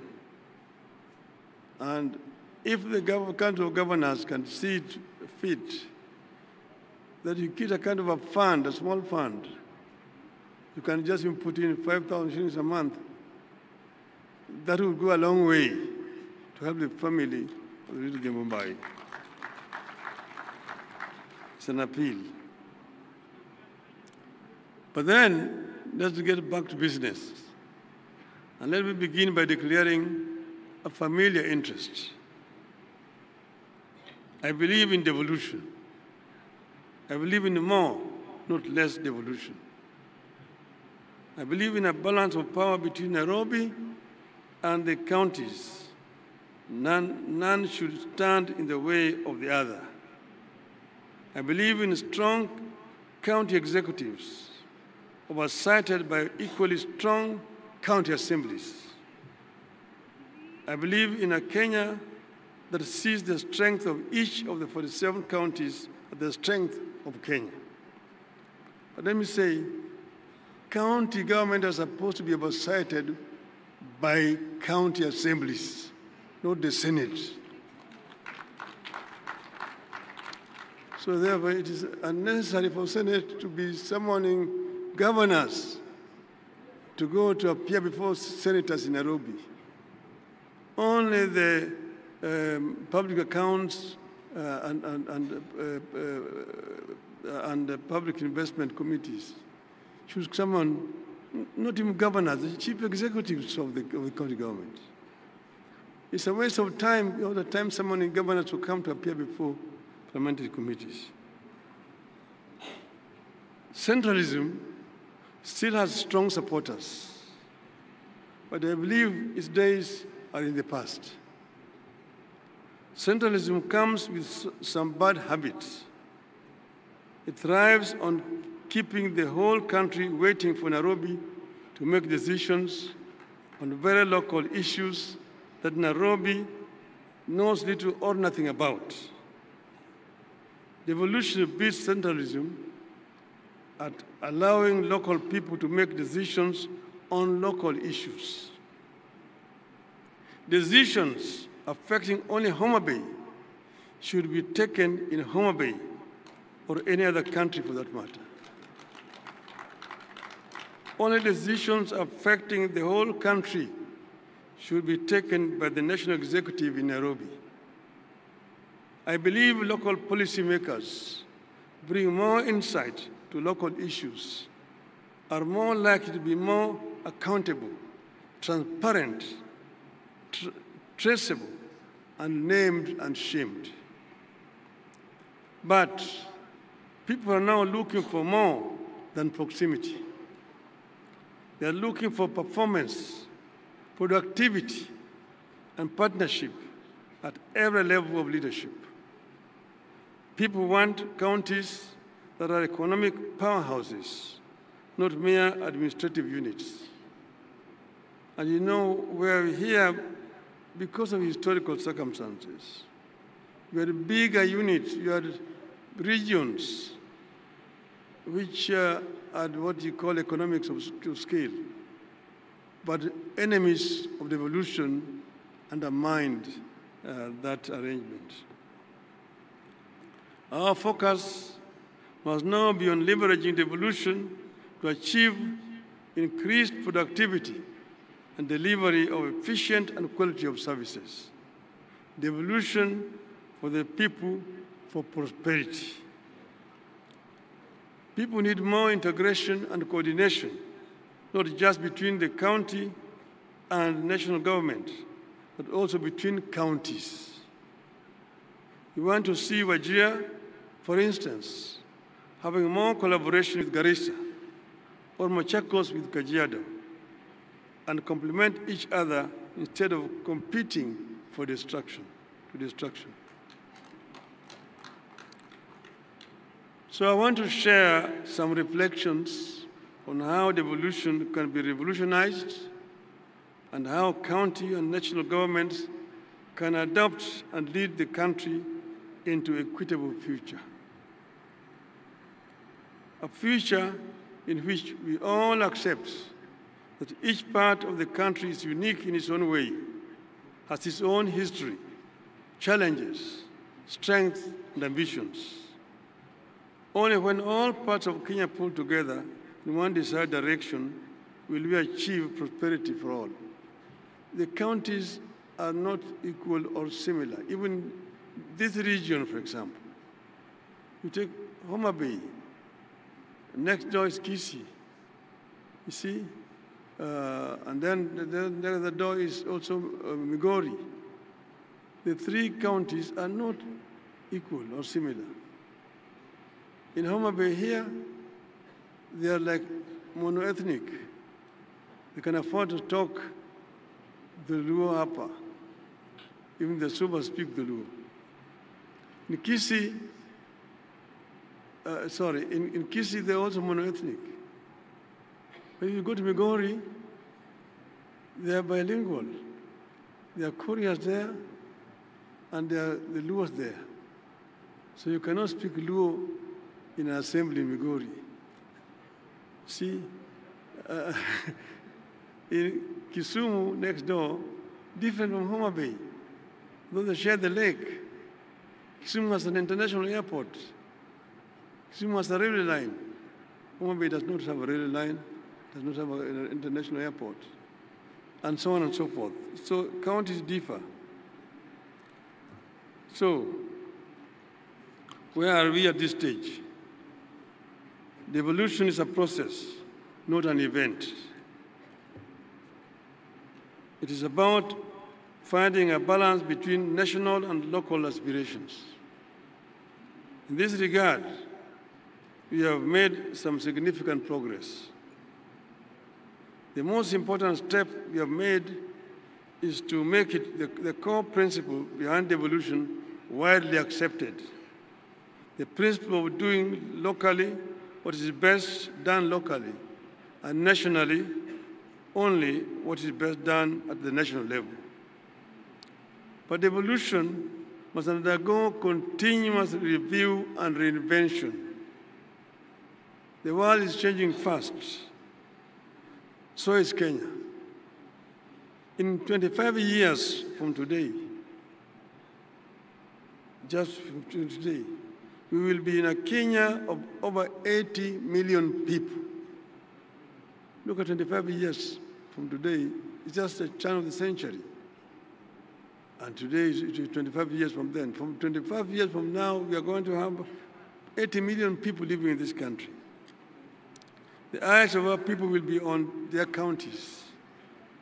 Our counties will either be engines of innovation or bottlenecks of frustration.